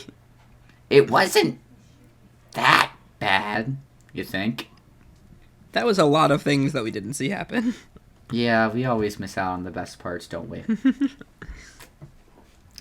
Karkat falls into a vacant 1,000-yard stare. Yeah, see, that's why I'm an alcoholic now. Want a drink? I have sympathy. I really do. It's tough to devote so much time and effort to something so close to tasting victory, just to have it snatched out of your grasp at the final instant. I might even feel bad about it in any other circumstance, but this was how things had to be. It's better this way. They know that. At least Karkat certainly does. If I'm being perfectly honest, I'm glad I lost. I never wanted to fucking win in the first place. Dude, come on. No, I'm being serious. I'm not even doing some sour grapes I never wanted in the first place because I'm a sore loser trying to delude myself into thinking I don't care sort of thing. Obviously I fucking care, since now the planet is going to be completely ruined by this jumped-up fascist dictator who has every intention of gradually genociding my species into non-existence before my very eyes. But I cannot fucking think of a single thing in the universe I wanted to do less than be the stupid fucking president. Thank human Obama. Wait, was there a troll Obama? Jeez. I'm the fucking troll Obama, remember? Karkat, you would have been so much more than Obama. You'd have been so much better than Obama. You would have been so much more than Obama. God damn, if that is the most romantic fucking thing I've ever heard. If Karkat had anything resembling a spine, he turned to Dave with those big sparkling shoujo eyes. Or shoujo? I don't know. And finally opened his tsundere heart. Shoujo eyes, and finally opened his tsundere heart to consummating their painfully obvious and mutually reciprocated passion. But he doesn't. So you know the word shonen? Yeah. Like a shonen, yeah. Shoujo is like for girls. Well, shonen is for boys, like in Japanese culture, yeah. So shoujo eyes is like the cute girl, but like for girls. I don't know. It's like. I get you. But he doesn't, so he gives a non-committal little sniff and turns back to the inauguration instead. Obviously, I've got an agenda here. It's pretty clear to me what these guys want out of this relationship, despite the fact that both of them being bottoms evidently makes it impossible for them to pass whatever last ludicrous psychological obstacle standing between them and non-stop animalistic fucking. Yeah, that would be really bad. How would that work? Who would make the first move? I don't know enough about troll biology. I've let it go on like this for long enough. These stooges clearly need some help. I can insist that they just fucking go for it already, using the methods available to me. Don't do it. I'd rather not. There are certain boundaries I'm not inclined to cross, primarily in the service to the emotional integrity of my friends' respective personal arcs. The little moments like these don't mean much if they're coming from me, do they? As such instances in the tool I'd prefer. Persuasion is the one I reach for. In a case like this, I can't imagine it's going to take that much. I fall into another silence that's more uncomfortable than it has any right to be. The crowd is really going nuts for Jane now, since she's hit one of the best parts of my speech. She's blasting the fuck off about how good the economy is going to get. I can feel Dave's teeth grinding all the way down to his narrative fabric of reality. Dave reaches out for booze. It's past time to get wasted, he thinks. But Karkat is starting to realize how much of all of Dave's efforts mean to him. It's really welling up inside him now. He's so emotional about it that he can't help but say something. Hey, please don't force this to happen. I'll be so upset. Mm-hmm. Dave stops with his arms outstretched, his gaze turned to meet Karkat's, but Karkat can't bear to hold the eye contact for long. Looking at Dave is like staring right straight at the sun. He's awfully handsome, isn't he? Then again, crawling out of a primo gene pool does have its benefits. Yeah, buddy? What's up? Hey, don't worry about it. You don't have to explain yourself to me. I get it. It makes sense. I'd always felt the same kind of, like, about all my shit with Spurb or whatever, the reluctant hero's journey. That feeling where you're being dragged along to being kind of a guy everyone is saying you have to be, but you've never felt like there's any way you can really become. But he did. He died fighting Lord English, or at least a version of him did. Where every second you feel so sick with your own self-doubt and fear that you can't bear to even imagine the future, and you think, why me? Even though you know it can't be anyone but you, and that's why you do it. Yeah. Lol. I wasn't trying to explain myself, though. I just wanted to thank you. Huh? For what? Karkat's eyes drift from the TV to the floor. The slightest of smiles tugs at the corners of his mouth. He feels something warm inside of his chest. It feels right. It's something he needs to say. For everything. Even if we didn't win, I'm glad we tried. I'm glad we went through this together. Me too. More than anything, you believe in me a way nobody ever has before. More than I've ever been able to believe in myself, and I've never really felt like this before. Felt like what?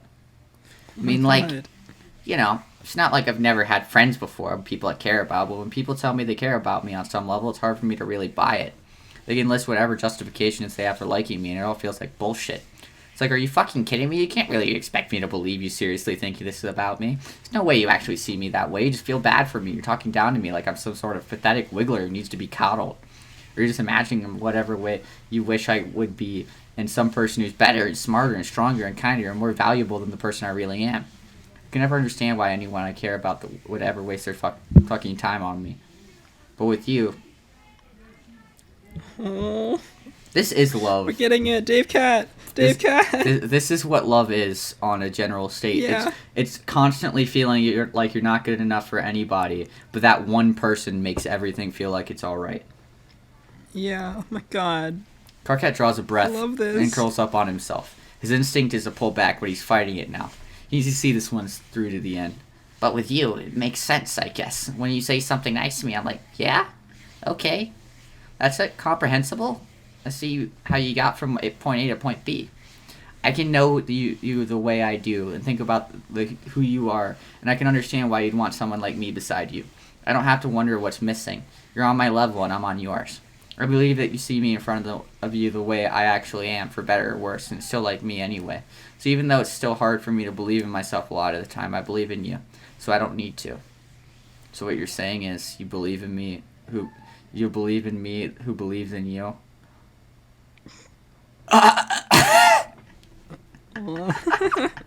Dave. You believe in me who believes in you. Dave, please. Uh-huh. Yeah, kinda. Fuck, man, that's kinda deep. I know. So yeah, that's what I've never really felt before, and I'm glad we're... Come on, you're so close. I'm glad you're my friend, Dave.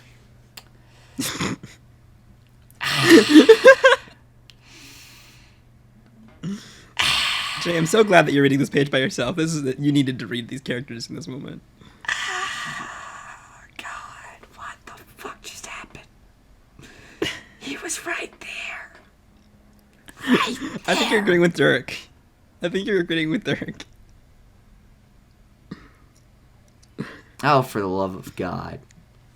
This is practically slapstick at this point. My friend, this is the most excruciatingly overblown, socially maladapted love confession I've ever had the displeasure of witnessing, including my own, and he still managed to fumble it into obscurity at the last moment. The guy was barreling in for an unimpeded touchdown and took a hard left straight into the friend zone.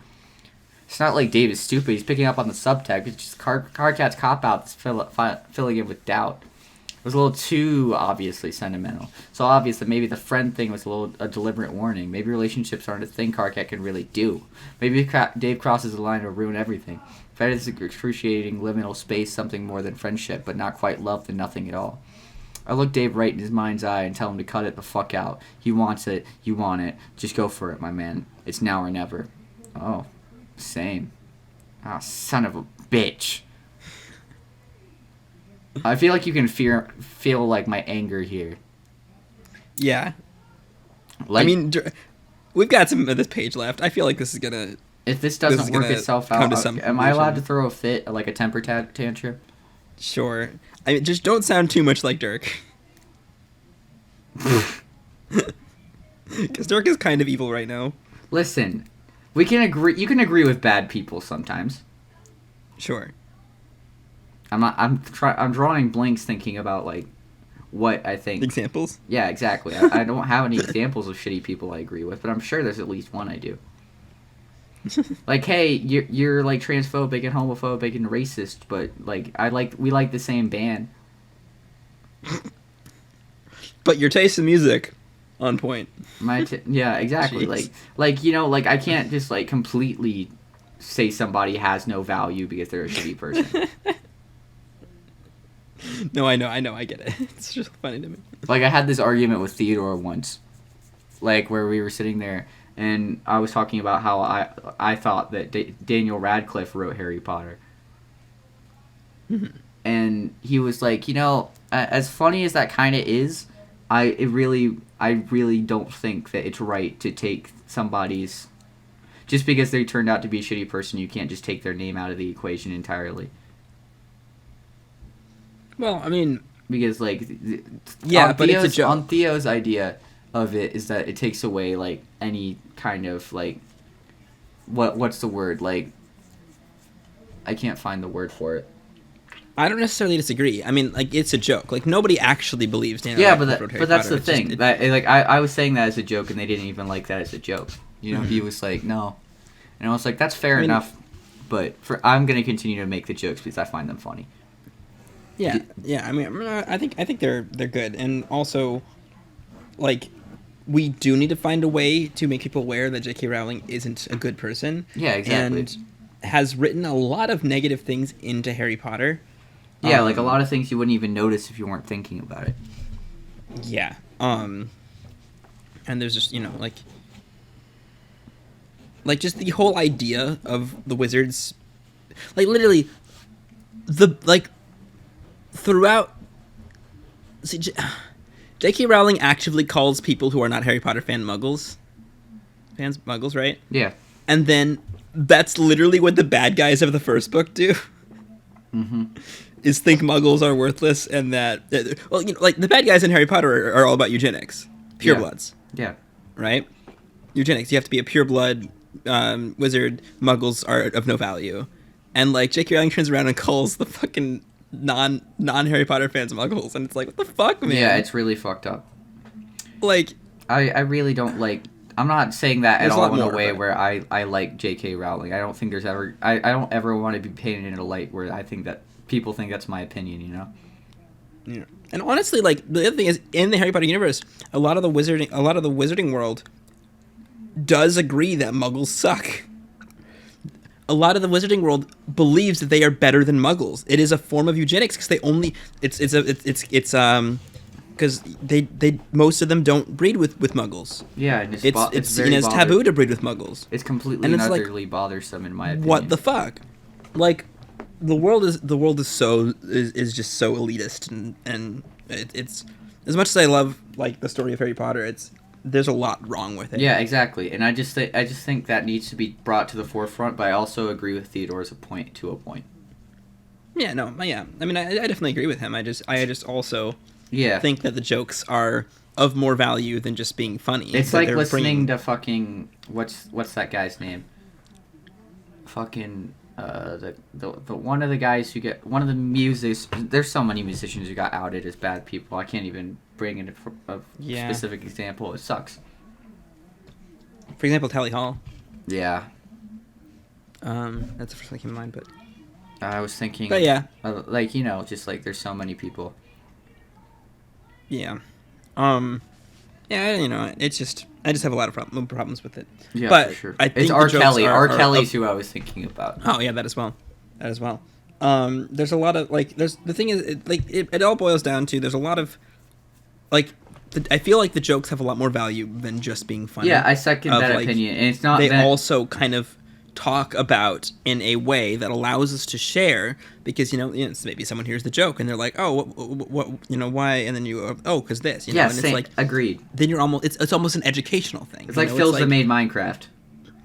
Yeah, exactly. Those kind of it's or even people who want to say like Hatsune Miku made Minecraft. Which is exactly. An older meme than that, but yeah, exactly. It's the same principle. It's not that I think we should discredit. Discredit was the word I was looking for earlier. I think Notch should always have the credit for creating Minecraft. Still a shitty person. However, I don't disagree with him, and I totally support Microsoft and Mojang's decision to not invite him to Minecon. Agreed. I think that was a great idea. And the same thing happened to J.K. Rowling. She was not invited to the Harry Potter reunion. And the only scenes that she was in were like ones where they were like, this were recorded before the events where we saw how shitty she was.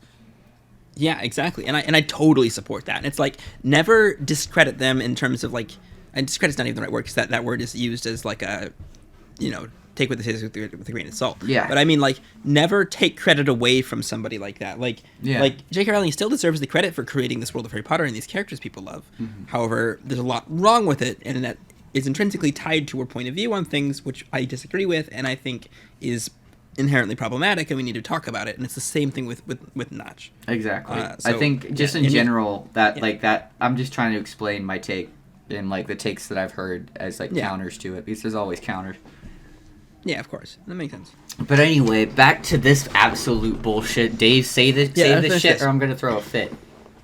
I feel every brain cell in my mortal body beginning to perish in real time. Dave, you cannot actually be that bad at this. How the hell are you walking around with my jeans and still acting like this?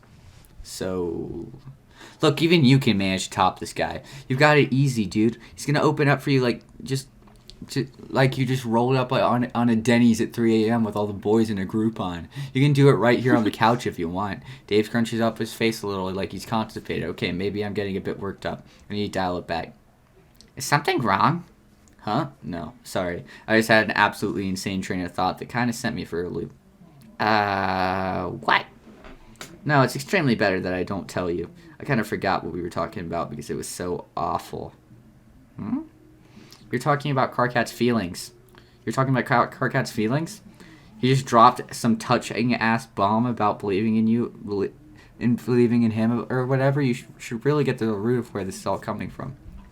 Oh, right, yeah, all that shit you said about us being friends on the same level or whatever. Yeah, I feel the same way, basically. Or like, well, what? I'm not sure that I like, Go on. I swear to God, Dave. I'm kind of getting the feeling that maybe there's a level to what we were thinking that isn't entirely coming across in words. And since we don't have the right words, we aren't getting the right actions either. What are you talking about? Like, maybe we feel the same way about certain things, but what we were saying, what we were feeling, maybe those aren't exactly the same thing. Maybe we should what? Maybe it's time to talk about that. Dave! Well, I guess this is progress. That? Yeah, like, how when you say we're friends, what does that mean? That we're friends? Yeah, but is that it? Just friends? Karkat looks like a deer caught in the headlights. Of course not, you're my best friend. Oh, I see. I've literally been decapitated and now it's less unbearable than this. I don't understand it. I just want you to be happy, man. Why can't you make anything easy for yourself? Oh, never mind. What? Never mind. I was like, wait, what the fuck, Candy? But no, he was actually decapitated in Homestuck. Yep. And Jake kissed his head. Yeah, never mind. I thought that was like some weird, like, knowing his Candy self or something, but no, that's just a reference to Homestuck. My bad. You just had a stroke for no reason, buddy. Yeah. You're like, wait! And I was like, wait for what? Well, well, okay then. Whatever, I kind of don't have time for this shit. The gloves are coming off. The anime ninja training weights are history. It's time to get down to business. Look into Karkat's eyes. You see that twinkle? That's devotion. You unbelievably dense neuron star of a dumb shit. It's sparkling like a visit from your fairy fucking godmother. That shit is pure and true. A supernova of all your hopes and dreams swirling together like a radially effervescing kaleidoscope of more hot boy peckers than you could ever imagine. Dave? But you aren't imagining any peckers other than that one right in front of you. Karkat's probably quite modest and feminine alien penis is the only one you've thought about in years. Suddenly you can't even comprehend how it is you've gone so long without kissing him. You want so badly. It would be so easy, and you know he wouldn't turn you away. Karkat. Oh my god. Hi. You lift a trembling hand to slowly close the scant distance between you to brush your thumb against Karkat's cheek. He freezes in place, terrified. Karkat's lips part, his breath held. His eyes are wide with anticipation. He looks beautiful like this, you think. All you have to do is press your mouth to his, and he'll finally know he's yours. You start to lean in, and Karkat closes his eyes and relaxes into your hand. He's ready. It's happening. Oh my god. It's fucking happening. Wait, fuck. What? What are you doing? Oh my god, I'm throwing my hands up in the air in the middle of the other shit I'm doing because this shit sucks just that much. What's wrong? Did I do something? No, I just can't. Shit, it just feels like nothing, Dave. Don't worry about it. The fuck is going on? This feels really off. I don't know. I just keep having thoughts I know I'd never think. Oh, come the fuck on. I'm gonna have an aneurysm. He's hearing me, but not listening to me. This dude has such a titanium grasp on his own born-again virginity. Not even the literal hand of God can compel him to kiss his own goddamn boyfriend. Dirk. What is that supposed to mean? I have no idea. I'm sorry. No! Dave. Okay, look. Right, we were so close. To be fair. I want Dave to not do this because Dirk is telling him to. But I still need it to happen. I want Dave to do this of his own volition. I want it to happen, though. I know. But it'll feel wrong if it happens because of Dirk.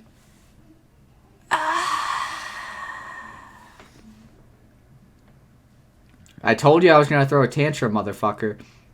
Well, keep reading. We still have some page left. Who the fuck knows? Dave pulls away. Karkat looks like he's about to Throw a throw up. tantrum at the end. I'm about to throw up, if I'm being perfectly honest. I don't know what to do at this point. He doesn't know it's me, but he's fighting my influence with every ounce of strength he's got. If I push any further, things could get messy.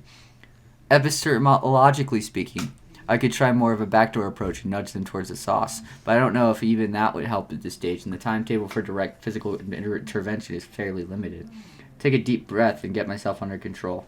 My light psychological intrusions may have only made things worse. Invested as I am in the outcome of this encounter, I know forcing their hand would be a mistake. Yeah. If Dave passes that threshold not of his own will, it would be a hollow victory anyway. Nothing I can do but settle down, step back, and trust my boy to bring it home. The gears are turning in Dave's head. He knows he stands at a precipice, and what he decides here could mean everything. Maybe that first kiss seemed wrong, but he knows what he feels doesn't. He can't deny that, and he can't just forget the fact that he went for it. Karkat wasn't pulling away. At the end of the day, he knows what the truth is. Really, he always has. So what are you going to do about it, Dave? This time it's really up to you. Dave meets Karkat's eyes in a rare moment of clarity. It's then, I think, that they both finally realize what's not obvious to everyone all along. With a measured emotion, Dave pulls the shades off his face.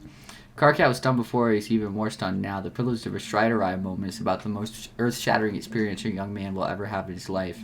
For once, neither of them have anything stupid to say at all. All they have is an electric connection that is no longer possible to ignore. Dave brings his hands back up to Karkat's cheek in a gesture much more confident than the last. He's not rushing anything this time. He's only doing what feels right, taking it each second at a time.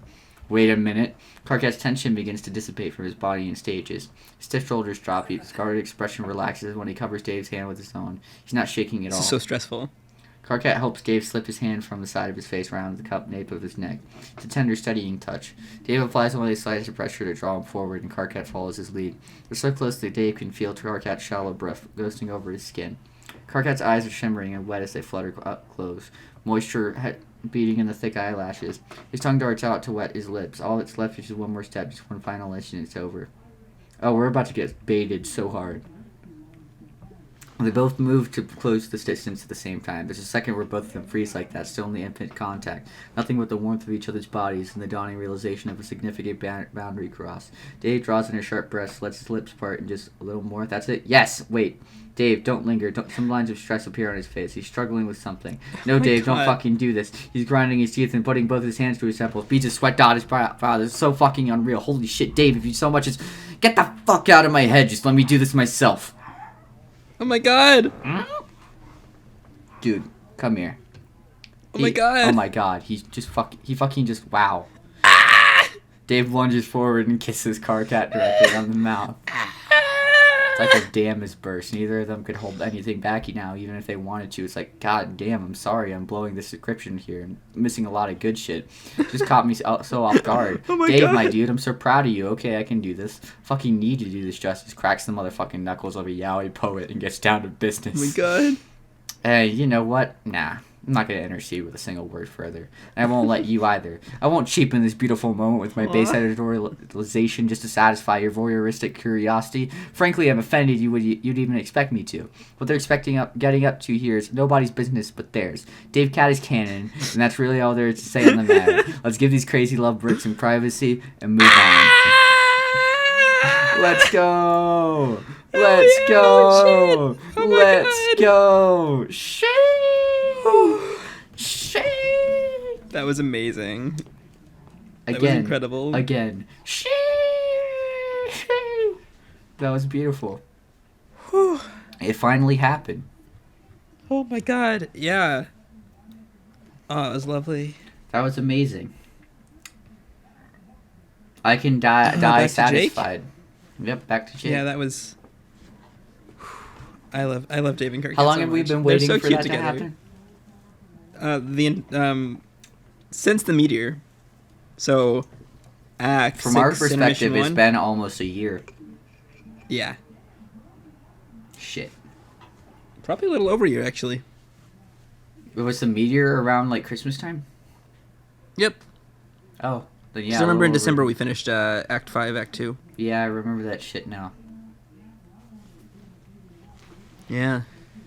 I'm inside Jake's mansion. It's just idiotically garish as the last time I saw it. There was once a time I swore I'd never set foot in here again for various reasons I won't get into. Jake is the type of guy who makes you say stuff like that, but he's also the type who reminds you never to say never. Here I fucking am again in this useless dickhead's dime store, McMansion, but only because I need one of his ships. Rose is still asleep from the drugs I put her on that monstrous overstuffed velvet couch over there. My guy Squarewave is here too.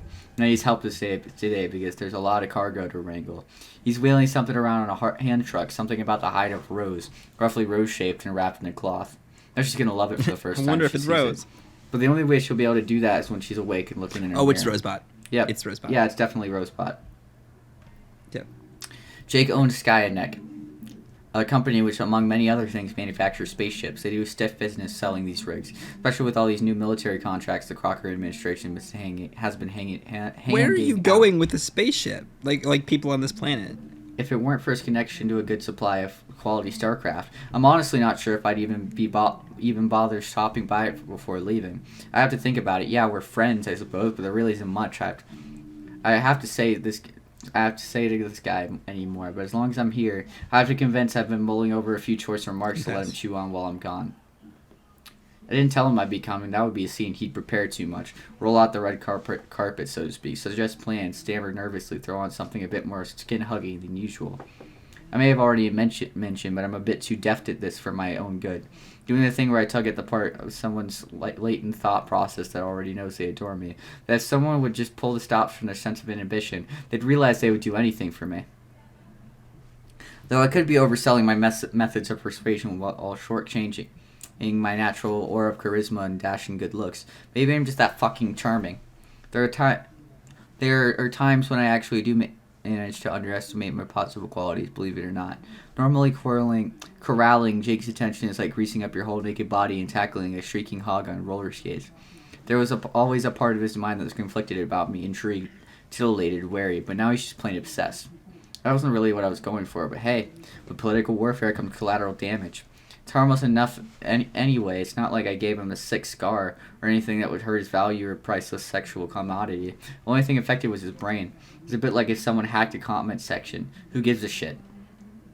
Dirk's such a horrible person. Yeah. He doesn't even give a fuck that he just completely switched Jake's entire mind to just be obsessed with him. I wonder why that happened, because at the end of Homestuck, Dirk seemed like a fine guy. Talking to Dave and stuff, working out his shit. Well, I don't think he's always this shitty. Well, it's been 7 years since then. Yeah, I just wonder what happened. Like, why this happened. Maybe he'd been planning shit like this all along. I don't know. This is the reason that Dirk was so wary of himself at the end of Homestuck. Yeah, I guess. I guess he knew from the get-go he was going to turn into this. I glanced up the stairs where he's standing on the precipice overlooking the fort. Yeah, he definitely wasn't expecting company. He's completely nude, except for a pair of boxers with a pattern of green skulls, pistols, and some shapes that maybe you're supposed to be pot leaves. He blunders down the stairs at top speed, runs over, and gives me a huge bro hug, making my spine pop. God, he's so fucking strong. I hate that the brief feeling of being crushed by his oath makes my dick twitch slightly. What? Hey, Jake. Well, isn't this a heap of shillelaghs and shamrocks? I had no idea you had plans to visit my humble abode, to swing about the old manor du chez Inglés, as they say. That's 3 different fucking languages. So it brings you here, pal. I seem to recall the last time we were bumming about the Rumpus Cabana, you swore some sort of blood oath you'd never set foot near again with one of your customary dramatic flourishes. Yeah, well, I meant it at the time. Let's just leave it at that. Okie dokie. Gosh, it's so good to see you. So good. Gently stroking the side of my arm now, making no effort to disguise his interest in the contours of my muscles. I use that arm to put a hand on his shoulder in an affable way, so that he's forced to stop. Listen, man. You got a spare spaceship lying around? We're going on a trip. Now over the your favorite rocket ship? Jumping school, the sky. I know, not over in the direction of the couch. Jake's eyebrows shoot up. Oh, I didn't even notice Rose there. Wow, she looks pretty zonked. Bad hangover, I presume. Hold the phone. Wasn't she supposed to be off the sauce, or is that not a thing anymore? It's not a hangover. She's just tired. Can you help us out? Of course, mate. I got frickin' scads of the things lying around. Prototypes, top secret experimental models, galaxy class ball busters, dog-eared for the white shirts and the gum mint. They pay some tidy coin for all this industrial military. What's it, you know? I'm gritting my teeth, focusing on breathing steadily. Yeah, I don't know, dude. Anything really, something fast. The government. Government. Government. Can I call them the government now? Fast. We can do fast. He scurries over to a new money-looking Baroque antique cabinet, his ample junk swinging about in loose boxers freeze a jaybird. He opens a small door and rifles through a stack of stray papers and capture log cards. I've been called jaybird a lot. I'm not sure why. Interesting. Here's one. Ought to do splendidly. Thanks, bro. I take it we're almost through this dirty little business. I know there's more, though. There's always more. There always is with him. In fact, here it comes. I can smell it a mile away. I know exactly what he's about to say and the buoyant obliviousness with which he'll say it. So, where are we going? Yeah, I thought this misunderstanding might happen. My bad, man. I wasn't that clear up front. We aren't going anywhere. Just me and Rose on this trip. Oh, I see. Well, when you live the married life, I suppose from time to time one must get away from the old ball and chain one way or another. So it's a stag night of sorts in space with a gay girl instead of a fella. And not me. Yes. Jake falls quiet for a moment. His pitiful pea-brain struggles to process the shocking information. Gadzooks, well, say no more then. So, how long will he be away? Does Kanaya know about all these shenanigans? Yes, we've discussed it. She's okay with it. Whew, good to see there's no trouble in paradise. They've always had the most lovely marriage. On the other hand, you know how those dames can be... Rar. He shakes his fist to demonstrate whatever bad point he's making. There are times...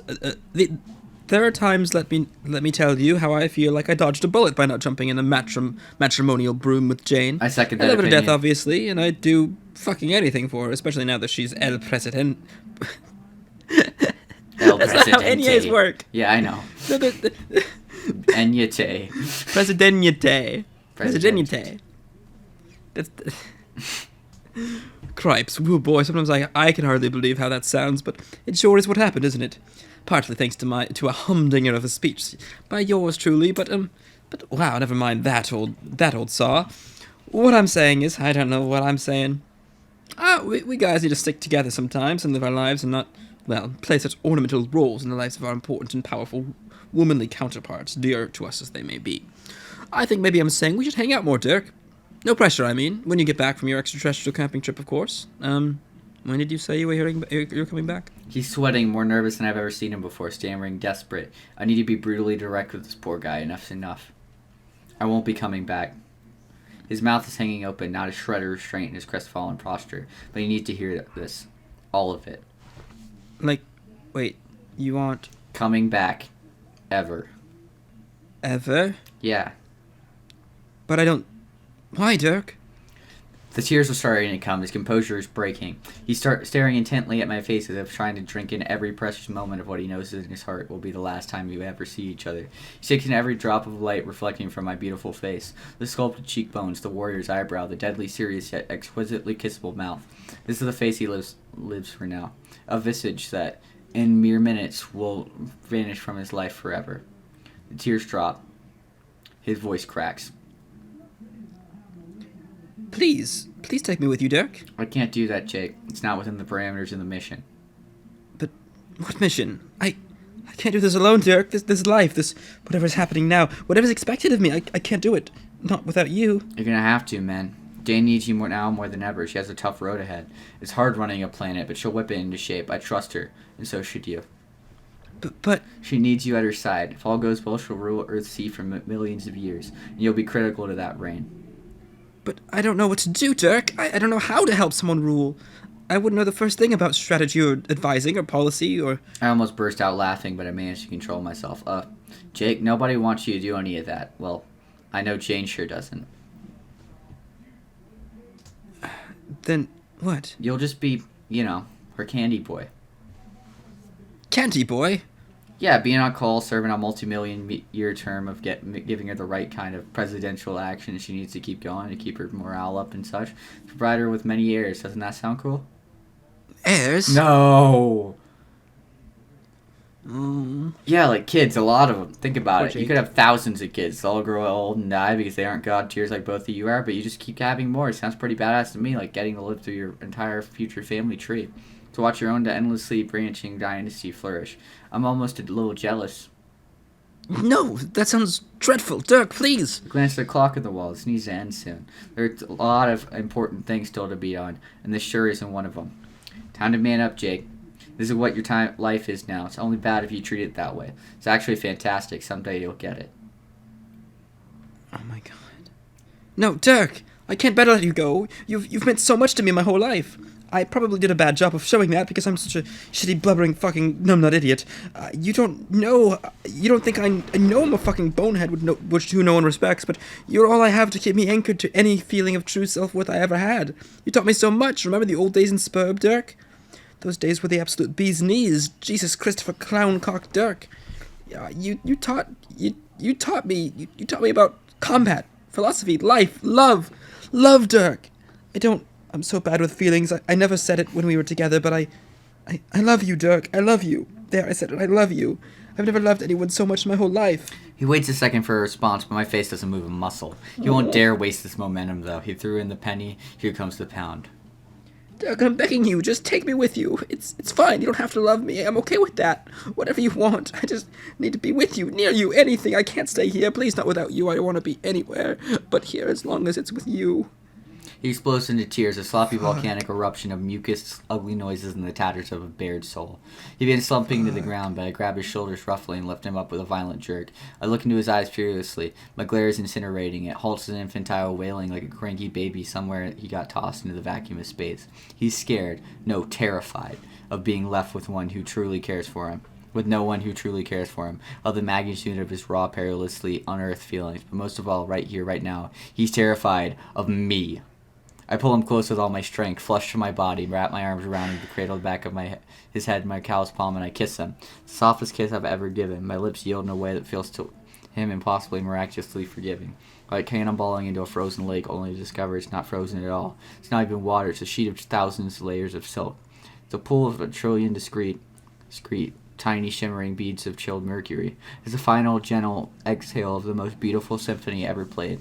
It's a soothing, mythically rumored oasis where the satyrs and nymphs once took pleasure and together forced the very concept of comfort we understand today. It lasts a fleeting moment. 2 ticks to the clock over there. 2 ticks longer than anyone will ever kiss him like that. 2 ticks longer than he ever deserved. I move my hand up to his face and with my palm on his wet cheeks, gently push my head about 6 inches away from my face and say, "I'm sorry, Jake, but I'll never let you break my heart again." Abruptly, I turn and walk to the couch. I pick up Rose, not at square wave. He springs into action, pushing the hand truck out the door. Without looking back, I follow and slam the door behind me. What the fuck, Jay? This is completely and utterly fucked. What the fuck? Oh, and this is like a very short page. Holy shit. Mm-hmm. Look at that scroll bar. Yeah, that's a very big scroll bar. Does that mean that this chat epilogue's about to end? Perhaps. Holy shit, Jay. What the fuck? I don't know. That was really fucked up. He just left. So left Jake with so many emotional scars. Dirk seemed earnest when he said that he'll never let him break his heart again. To be fair, is that a contributing factor? Maybe. What's going on? Maybe that's why he did that shit to him. I mean, he's gone crazy for other reasons too, I assume, but I'm assuming that might be part of it. Be a part of it. Anyway. Crazy. Kanaya Miriam is single and ready to mingle. Alright, not really, but she's coping admirably with the sudden departure of her beloved spouse. She's doing her best not to think about it. That's how you get past something. You just put it out of your mind, train your thoughts on a hopeful future, and stop dwelling on the many little micro-failures in your past that all added up to a doomed marriage. She's looking directly ahead, chin up, taking firm, confident strides. Heels of her designer shoes click loudly on the hospital linoleum. She grips the antidote I left for her with her body both hands as she scans the hall for the room number she got from the front desk. She hears Roxy's voice before she sees the number and follows the sound. She enters the room. There's Jade, still as a corpse, propped up slightly in bed as the adjacent heart monitor beeps gently. Roxy is sitting next to her in a chair, still looking every bit as the slick and cool dude he's presenting these days. Nice. There's nobody else in the room. I guess he was talking to Jade? That's very kind, but he can't hear you, Roxy. She'll be able to soon enough, though. And when she does, you'll probably won't be the one want to be the one listening to what she has to say. Okay. Okay. Do you want to be one of these characters, or do you want me to be both? No, take him. Okay. Oh, hey. Hello. How is she? Sleeping. I don't know. Yes, I see. I brought this. What's that? Kanaya pops the cap off the EpiPen-style delivery mechanism for the antidote and jabs it into Jade's arm. Her hands twitch a bit, and her body begins to stir. Her mouth opens a crack and lets out a barely audible whimper. She opens her eyes quite wide suddenly. Her bright green irises dart around the room, trying to solve the riddle of her present location. Roxy peers intently through his shades to get a better look. They're Jade's same old eyes, playful, intelligent, but then seem different somehow. These are eyes that have seen so much more than they had the last time they were open. Jade, Jade, how are you feeling? You're awake, how are you feeling? Jade stares at Roxy. If she mistakes him for Dave, it isn't for long. She hears the beeping next to her, glances out the window. This is the hospital room, she understands now. Her mind races, sifting through the overwhelming amount of information that became available to her the moment her trance began. The scope of her awareness, she now understands, is truly staggering. Memories are suddenly accessible that are almost impossible to believe. Some of them are unspeakably marvelous to her, others deeply disturbing. No more than just disturbing. She lingers in the dark recesses of her consciousness. There were things she saw, things she was told. Her mouth twists into a silent snarl. She's been angry plenty of times before, but never so angry that she stopped being cute. She's not cute this time. She starts breathing harder, belligerently pushing the air from her nostrils. The beeping doubles its pace. Her eyes are wide, no longer sizing up the room, but calculating the true extent of the turbulent rage coursing through her body.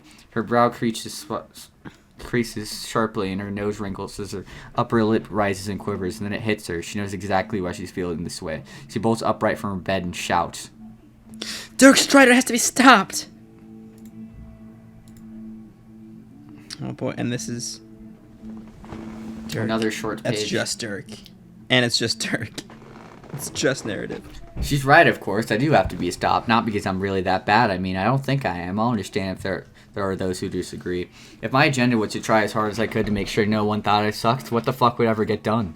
How could I go about taming this world or shaping reality for the better? And if I didn't bother pursuing those goals and thereby tacitly of accepting the untold suffering that resulted from my inaction, wouldn't that make me a bad person? If I try and succeed, I'm a hero, right? And if I try and fail, at least I made things interesting on my way to the grave. There would be a tragic nobility in that, and the way I see it, settling for anything less from my arc would be, frankly, pathetic. See, of course I know I have to be stopped. It's part of the contract, what you sign up for when you assume the burdens of the sort of power. Where there is that which must be subdued and suburned for the greater good, there is that which will instinctively resist, that which intuits that whatever is going on here is wrong. Otherwise, intervention wouldn't even be necessary, would it? If reality and those within it were already so intrinsically pliable, so amenable to deviating from their own nature, the sins of men and faults of God would have no rigidity or resilience. There would be no challenges in forcing their correction, no reward in ramming salvation down their throats. I know this isn't coming cheap, what I'm trying to do. The cost of it is knowing I need to be stopped. I accept it consciously, and when the time comes, if it comes, I'll offer myself up gladly. But I'm not a fool. I know what accepting this cost really means. Through any objective narrative faculty, no matter how I rationalize things, how grandly I orate my supreme designs, or how indulgent and self-obsessed my concluding soliloquy may come across, I'm perfectly aware of what I've become in all practical ways. I am the villain now. It's gotten impossible for me to see this result as anything but inevitable. From the day I was spawned from a puddle of slime, I want to be a good person. I believe I'm a good person. When you're someone like me, good is never going to be quite good enough. Problem is, I think power like mine can only make antagonistic intent unavoidable. Who could wield such power over people's choices in the course of events without ultimately becoming the enemy of anyone who notices? Maybe only a strong person than I could manage to pull it off. Someone like Dave. So when I say I know I need to be stopped, I guess it's more than just accepting my end of a diabolical bargain. I know I need to be stopped because I'm sure deep down, somewhere inside my infinitely recursive sense of self, I know what's going on here is all just a little bit sick, to be honest. I would consider killing myself and sparing reality all the trauma from the jump. I mean, a legit suicide, not one of those melodramatic faux suicidal plays for attention, sympathy, or Jake's dick, but to really do it for keeps. For a truly selfless purpose? Not too cowardly for that. Too afraid to stop existing for good. Wouldn't you be if you were me? That's why I think the other reality was him realizing that he needed to end himself so that he didn't cause all this. That is possible. Just from the way he's talking. I don't know. I think it's left ambiguous purposely though. Yeah, that's true. But yeah, it could be either. I guess therein lies the problem. If I weren't me, obviously I'd consider myself much less indispensable. Only worthless people permit themselves the great luxury of a valorous sacrifice. When the deed is done, what was really lost? It's like the guy in the mailroom quitting in a self-righteous huff. Who the fuck were you again? No, when the sense of self is so substantial, when the fate of everything turns on every vain whim of an ego, that this sprawling, this entrenched in the very medium that contains all else, there's a certain existential sunk cost that goes with the whole deal. A persona that vast doesn't just self-terminate, it won't allow itself to. That's when someone finally comes knocking for the price I owe. I'll fully welcome it. By then, it'll have been a long time coming, and I'll probably have done more than my share to make sure, somewhere along the way, it all got put into motion. What good is a villain who doesn't have a satisfying, dramatic comeuppance in store for him? So yeah, the next time I die, let's pencil it in as a just death. Let's also have it on good authority that the next time Dave cuts off my head, it'll be for good. I'll be looking forward to that day just as much as the next guy. Holy shit. Okay, Jay. Yeah. I'm taking a lot of issue with the whole misgendering thing. And I think without that, Dirk is a perfect character. I second that opinion. He's self-aware as hell. Because the sympathetic is the wrong word. He's not a sympathetic villain. Mm-hmm. But he's an understandable villain. I understand his motives and why he's doing what he's doing. Yeah. That doesn't I make don't it sympathize right. with him, but I understand It doesn't mean that I agree with his methods or motives, but I understand it on some level.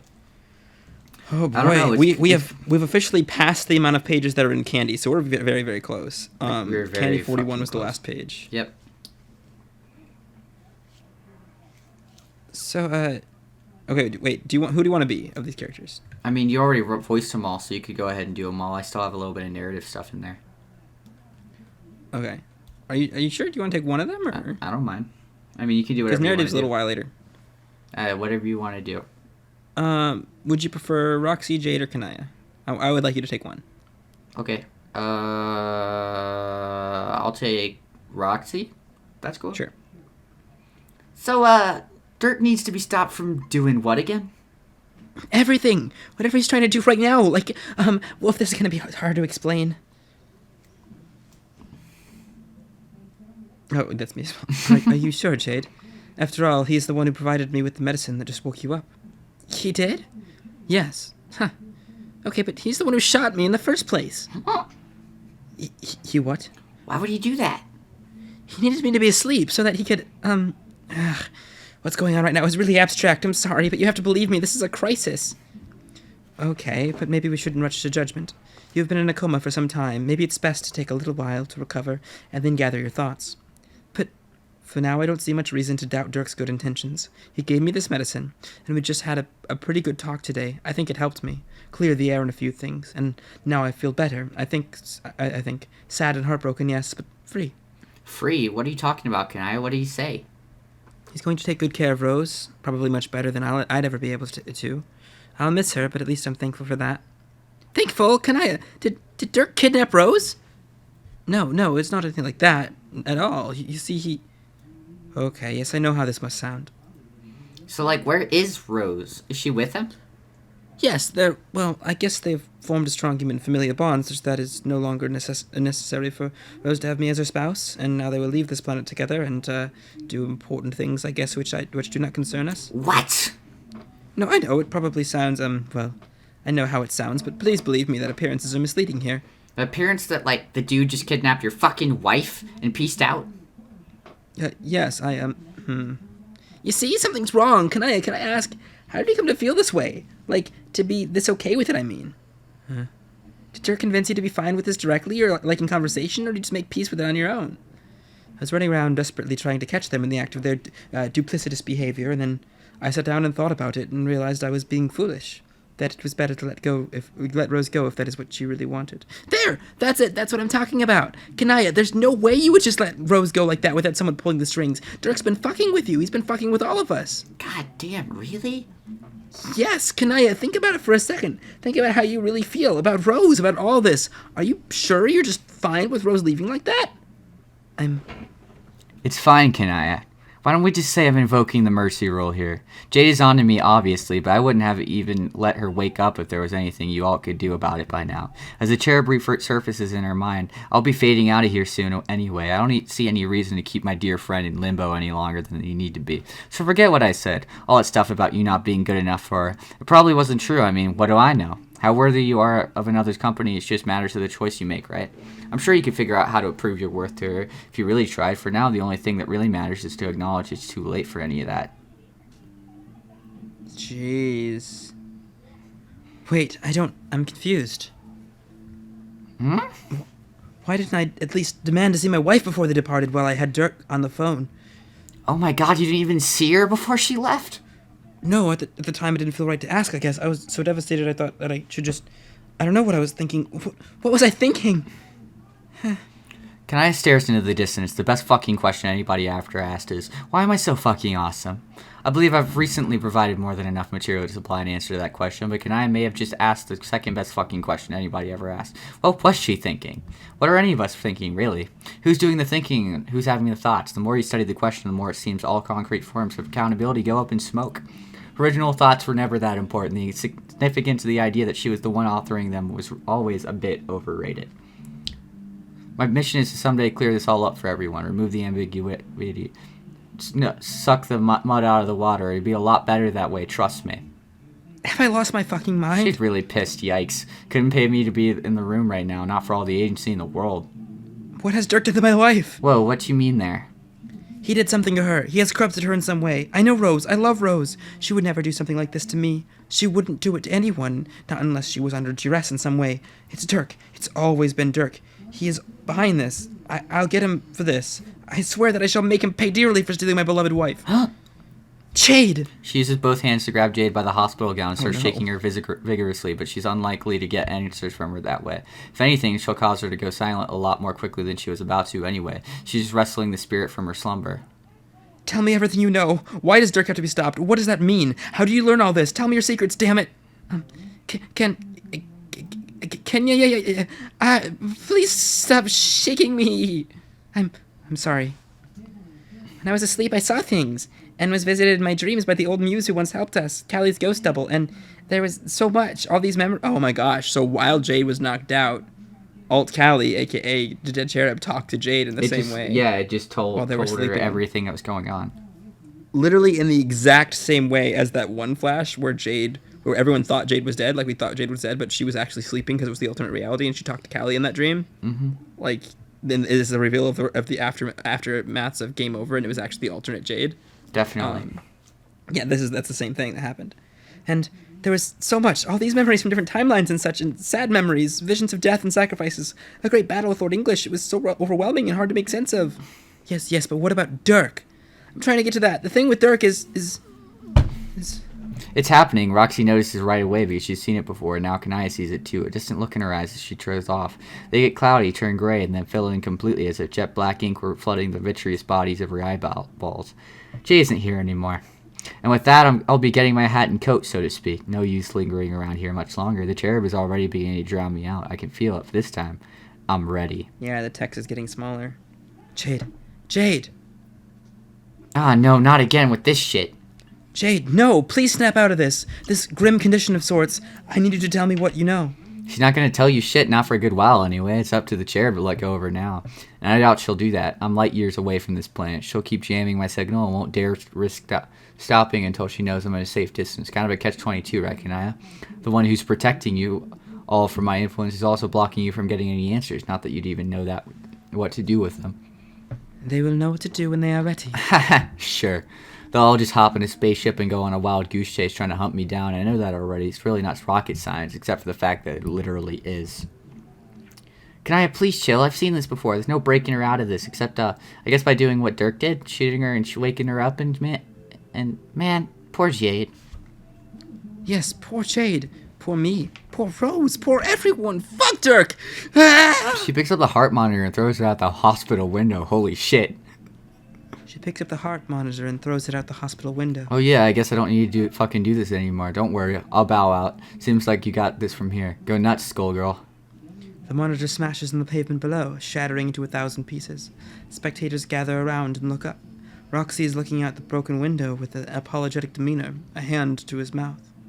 Kanaya drops to the floor and begins weeping again. She feels the sorrow anew from her wife's departure, with a sense of rage and pain unshrouded by the veil of the prince. Neither she nor her friends will have to worry about him anymore, so long as they remain on this planet and under my protection. But a bunch of them won't remain, will they? They won't be able to help themselves, you know that. He has to be stopped. He has to be stopped. Huddled on the floor, she repeats this pledge to herself. Theoretically, he could be stopped before he leaves if they hurried. They would need to know what to do, where to go, and have the motivation to do it, but time is short. I could push them to with a certain degree of intervention, but I will not. My unwillingness to do so is what separates me from him, and what corporeal life needs now is someone presiding over them who is nothing like him at all. That's a nice line. I get why you'd want to dial up the drama making your grand re-entrance and all, but the fact is, even if they wanted to, even if your brain fried them all to become your own personal cherubic puppets and sent them on the warpath to come get me, they'll never catch me. You still don't get it. I'm already gone. Holy shit, Jay. And that's Epilogue 8. So I love reading his character. The ending is shit. Dude, he's a perfect villain. I love him. Holy shit, man. I just love reading like that maniacal. But I'm already gone. Like that feels. It's so fucking this is like. fucking tragic. It is tragic, but it's just so much fun to read. Yeah. Anyway. Well. Holy shit. Did I do the intro or did you do the intro for this? I think you did the this intro. time, right? Oh yeah, I get to end the epilogues. Why do I keep getting to end things, dude? I got to end Good Homestuck job. proper, and now I'm getting to end the epilogues. Hell yeah. Because I think I started Candy too. Yeah, you did. No. Wait, yeah, you started Candy. I started the epilogues prologue, but yeah, you started Candy. Wow. Okay. Well, thank you guys so much for watching this video, and if you enjoyed, leave a like. That would be greatly appreciated. And subscribe so you know when these episodes come out in the future. Looks like we've got one left of the Homestuck epilogues before we're taking a bit of a break from Homestuck. But we'll talk more about that next time. Yeah. We will come back. We're gonna do like the next Homestuck thing we're gonna do eventually is gonna be the Hive Swap Princems. Yep. That's next in line. Which I've got a couple ideas for that. I'm not sure exactly when we're gonna do that. We'll figure it out. Next likely it's gonna be the series after our next series. Unless we come up with an idea first. Exactly. Unless we come up with an idea first. And also that doesn't take into account any hiatuses or any pauses between series that might happen because we don't actually have a recording schedule super set in stone yet. Pretty much. But we'll figure it out, and if that changes by the time the final episode goes out, then we'll let you know with an update video. Because we are recording this in advance still. Yep. And with that being and yeah, make sure to join our Discord as well, because it is a lovely place to hang out and talk with us. And there's some lovely people there, and also it's a great place to get updates. Follow us Twitter. Jay runs the Twitter. It's a pretty cool place. Jay tweets stuff from time to time, and it's pretty cool. I'm gonna be the most famous tweeter at one point. I run our TikTok, which is equally cool. Maybe a little bit less cool, but yeah. Imagine not being as cool as Jay Wilson. Couldn't be your boy. The Ariah and Jay TikTok, which the you are welcome Ariah to. and Jay. That's us. Welcome to come check out. So yeah, with that being said, I don't know what to say, but I wish I could talk more about that, but I don't know what to say about it. Like I don't. About what? I am speechless about Epilogue 7. Yeah, it's just. I guess we just gotta finish So, the epilogues next. We'll recap at the beginning of next time, and then we'll just talk about the epilogues at the end. Holy shit! All right. Well, I love y'all, and we'll see you guys next time. Later, people. I love you. Bye.